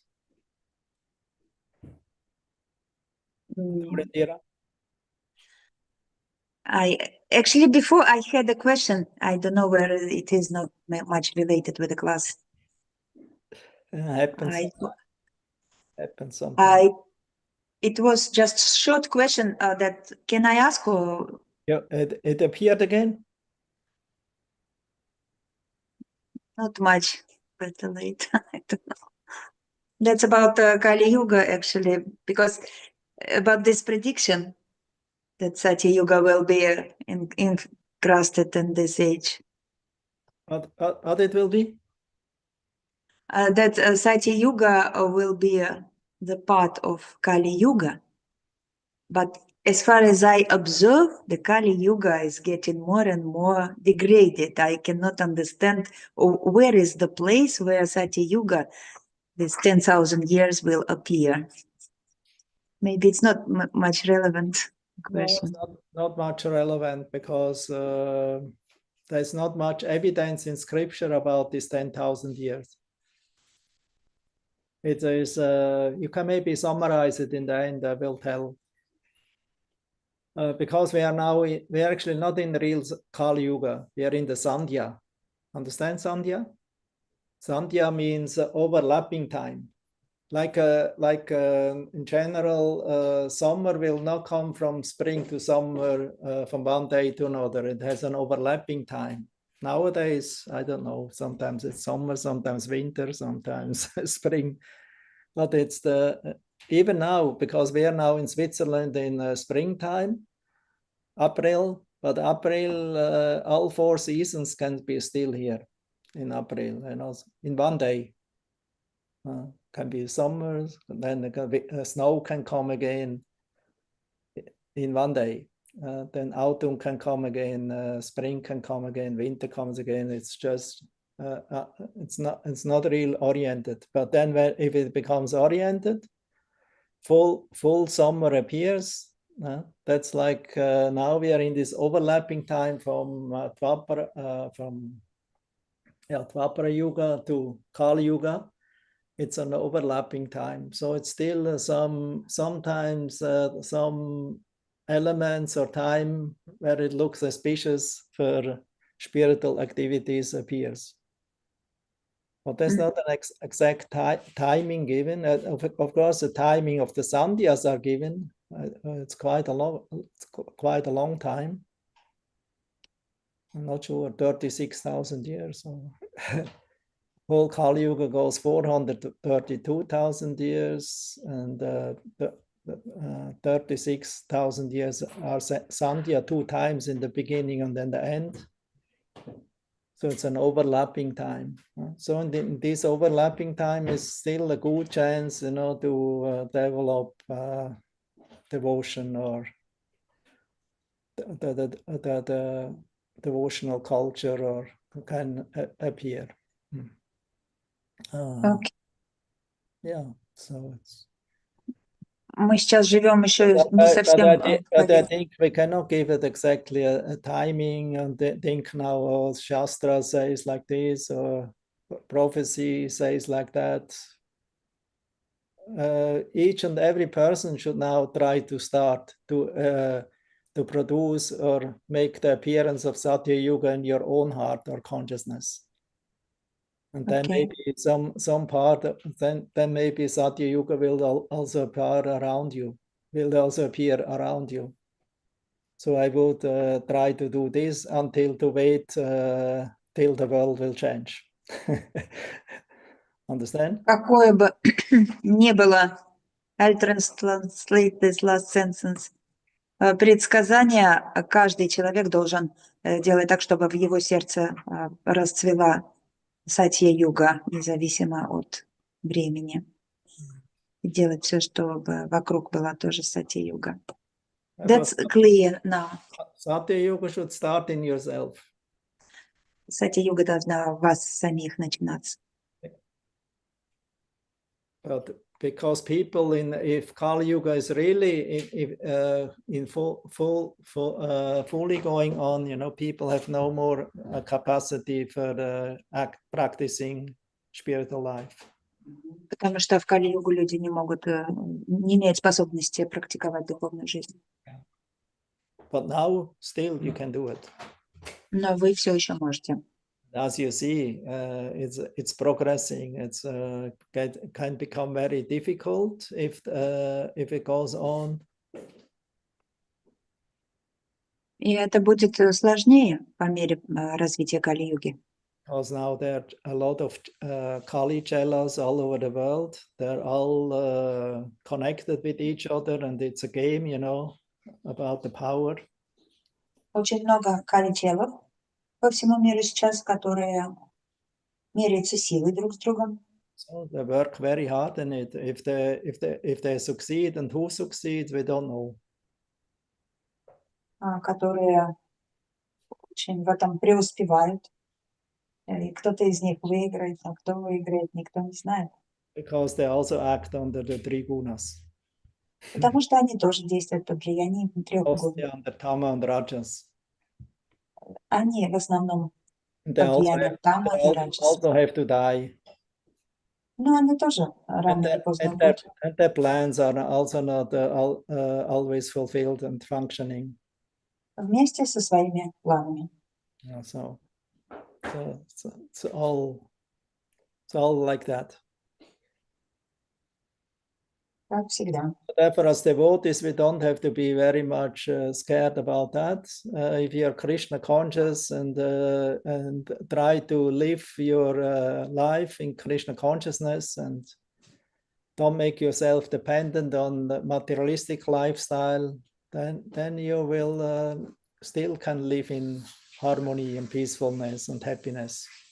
Поэтому мы, как преданные, не должны зависеть от внешнего, должны стремиться к гармонии внутри, устанавливать свою духовную жизнь. Тогда мы будем независимо от внешнего жить в гармонии, то есть в мире гармонии. Of course, for a devotee, it's a pity because he's not happy if the whole world around him falls apart and the people destroy each other. Ну, конечно, преданному больно смотреть на то, как прогрессирует Кали-юга, и весь мир разваливается у него на глазах. For devotees can only pray, and because we anyway cannot do anything. Поэтому преданный может только молиться, мы же не можем сделать ничего больше. But we can pray, and Krishna is above everything. Но можем молиться, и зная, что Кришна стоит над этим всем. But still we have to understand and accept this Kali Yuga beginning stage, or even already trying quite on speed. Но мы должны все равно помнить, что мы в начале Кали-юги, и она достаточно быстро набирает скорость. So it's where this kind of mentality will get their power. И настроение Кали-юги будет усиливаться. But as devotee, you don't have to connect with them and play the game. Но при этом вы, как преданные, не должны связываться с этими настроениями и играть в их игры. Maybe sometimes you have to make some compromise, or like Narada also made with Kamsa, and sometimes devotees have to make with the demons a pact. Иногда мы можем сделать какие-то уступки, как Нарада уступал демонам. But in the heart, you should always understand you are an eternal servant of Krishna. You're not ultimately servants of them. При этом в сердце понимать, что вы вечный слуга Кришны, и вы не должны служить никому больше. And they also don't have to agree for everything what they propagate. И также соглашаться с тем, что вам навязывают. Okay. Okay. Thank you, Guru Maharaj.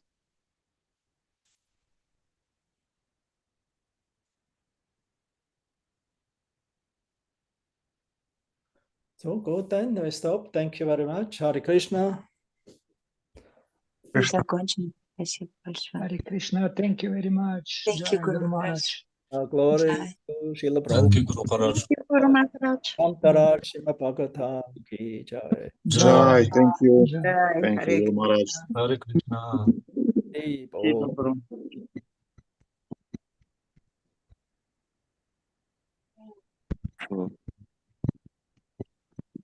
Hey, Hare Krishna.